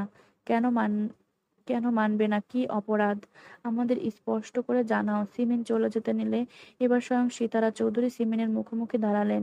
ছোট জায়ের মুখের দিকে কিছুক্ষণ তাকিয়ে বললেন, তোর স্বামীর সঙ্গে তুই যেতেই পারিস, কিন্তু আমার ছেলেদের অপরাধ জানিয়ে যা। কেন অদৃশ্য আঙুল তুলছিস আমার ছেলেদের দিকে? ঠিক কোন কারণে মানতে পারবি না?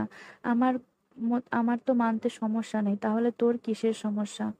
আমার সমস্যা একটাই, আমি খারাপ মা, আমার শিক্ষা খারাপ।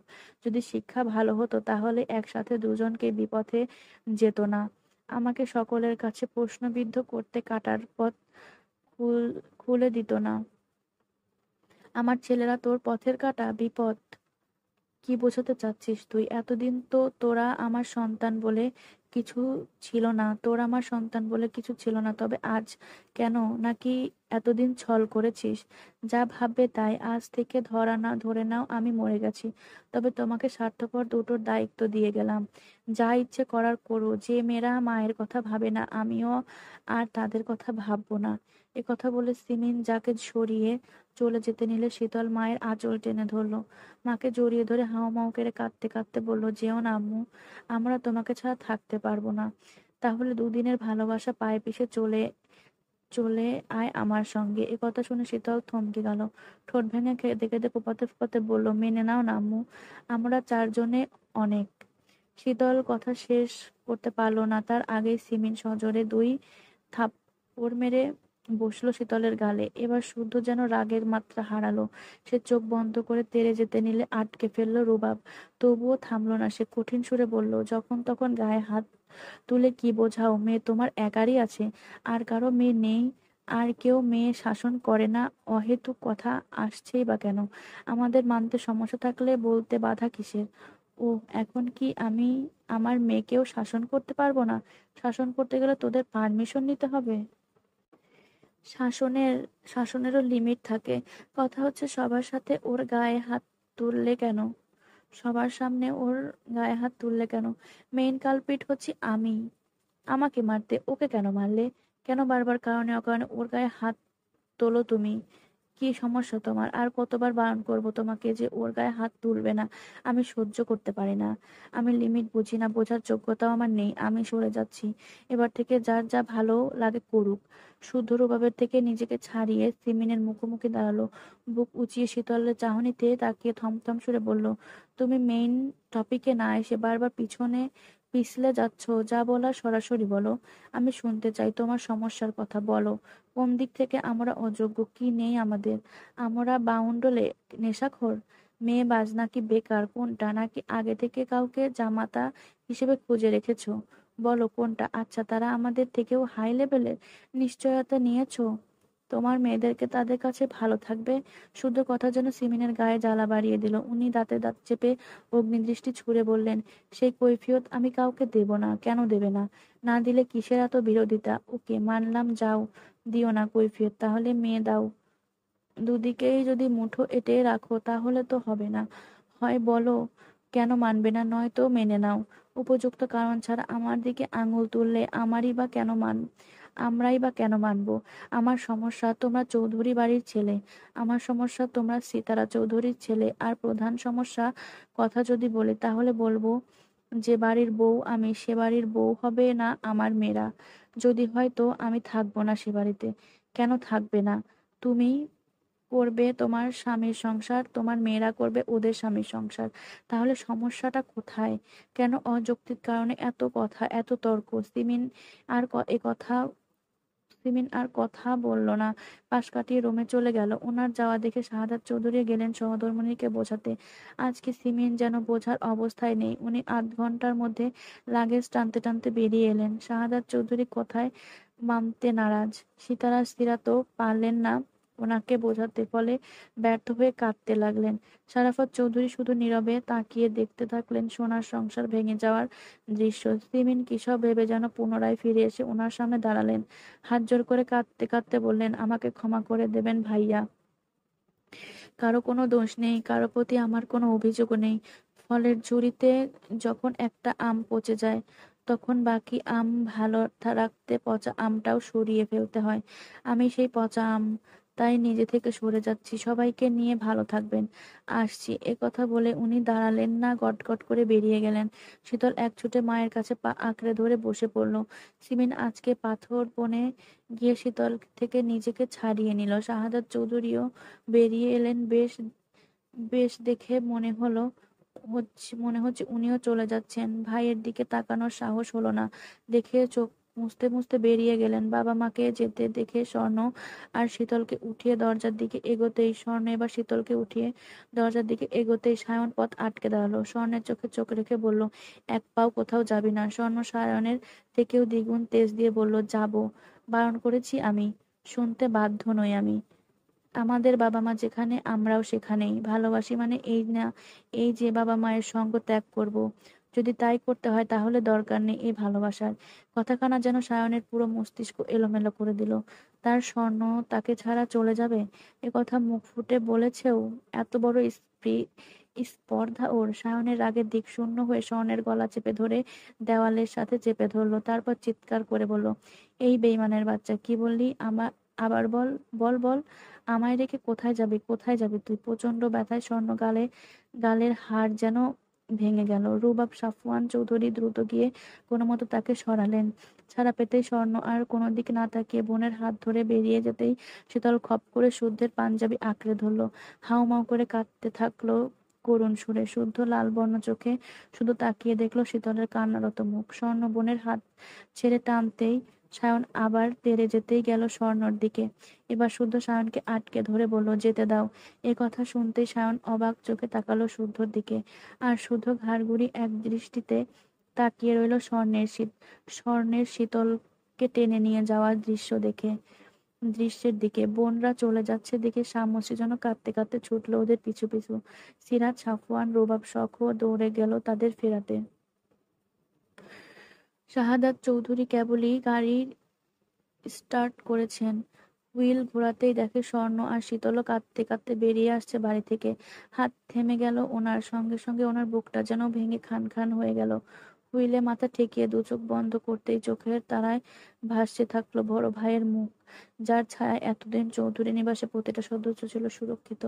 বাবা মা মারা যাওয়ার পরে যেই ভাইয়ের স্নেহে বাঁচার শক্তি খুঁজে পেয়েছিলেন, আজ সেই ভাইয়ের বুকে যন্ত্রণার ছুরি বসিয়ে চলে যাচ্ছেন স্বার্থপরের মতো। এদিকে সহধর্মিণীকেও ছাড়তে পারবেন না, কারণ পৃথিবীর বুকে উনি ছাড়া আর কেউ নেই সিমিনের। যারা আছে তারা সুসময়ে মাছি। এদিন এদিন বাড়িতে এমন ঘটনা ঘটেনি যার কারণে সৃজন ভয়ে কুঁকড়ে গেছে। তবে যখন বুঝলো তাদের বোনরা ছেড়ে যাচ্ছে, তখন যেন তাদের হুঁশ ফিরলো। হাউমাউ করে কেঁদে সিমিনের আঁচল ধরে বলতে লাগলো, ও ছোট মা, যেও না, তুমি গেলে আমাদের কে টিফিন বানিয়ে দেবে? আম্মু মারের হাত থেকে কে বাঁচাবে? আমরা কার হাতে রান্না খাবো? একথা শুনে সিমিন গাড়ি থেকে নেমে বাচ্চা দুটোকে বুকে জড়িয়ে ধরে হাউমাউ করে কাঁদতে লাগলেন। তাদের ছোট ছোট মুখ চুমুতে ভরে ভরে ভরে ধরে সিরাতকে বললেন, মেরো না, একটু বুঝিয়ে বলো। সিরাত একটা কথাও বলল না, একরাশ অভিমান নিয়ে তাকিয়ে রইলেন ছোট জায়ের দিকে। তবে না বললেও থাকতে পারলেন না, বলেই ফেললেন। বড় ছেলে দুটোকে একেবারে ভেঙে চুরে ছোট ছেলে দুটোকে আর ভালোবাসা না দেখালেও চলবে। ছোট, আজ প্রমাণ করে দিলি রক্তের সম্পর্ক ছাড়া কোনো সম্পর্ক আপন হয় না। এই যে আমরা তোর আপন হতে পারিনি। একথা শুনে সিমিন শুধু হাসলো। তারপর রুবাবের মাথায় হাত বুলিয়ে মলিন হেসে গাড়িতে উঠতে গেলে রুবাব ওনার হাতটা আঁকড়ে ধরলো। তারপর হাতের উল্টো পিঠ কপালে ঠেকিয়ে কান্না ভেজা বলল, একটু ভালোবাসা পাই বলেই মাকে ছেড়ে তোমাদের এখানে পড়ে থাকি। দেশে আর আছি বা কদিন? আমরা তো তোমারই ছেলে, তাই না? আমাদের ভুলগুলো না হয় এবারের মতো মাফ করে দিয়ে কোলে টেনে নাও। খুব ভালো থাকিস আব্বা, আমার দোয়া সব সময় সঙ্গে থাকবে। এ কথা বলে সবার দিকে একবার তাকিয়ে গাড়িতে উঠে বসলেন। স্বর্ণ শীতলও ততক্ষণে উঠে বসেছে। শীতল এখনো দুহাতে মুখখানা ঢেকে হাউমাউ করে কাঁদছে। তার বুক ফেটে যেন চৌচির হয়ে যাচ্ছে। শুদ্ধকে ছাড়া থাকবে কিভাবে সে? তার বিশুদ্ধ পুরুষটাকে না দেখে বাঁচবেই বা কিভাবে? আজকাল তাকে ছাড়া দমটা যেন আটকে আসে। এদিকে সব বাঁধন ছেড়ে যেতে যখন হবে, শাহাদাত চৌধুরী দেরি করলেন না। নিজেই ড্রাইভিং সিটে বসে গাড়িতে স্টার্ট করলেন। ধীরে ধীরে গাড়িটাও চলতে চলতে মোড় ফটক পেরিয়ে বেরিয়ে গেল। সেই সঙ্গে খান খান হয়ে গেল তিলে তিলে গড়া চৌধুরী নিবাসের সুখ সাম্রাজ্য।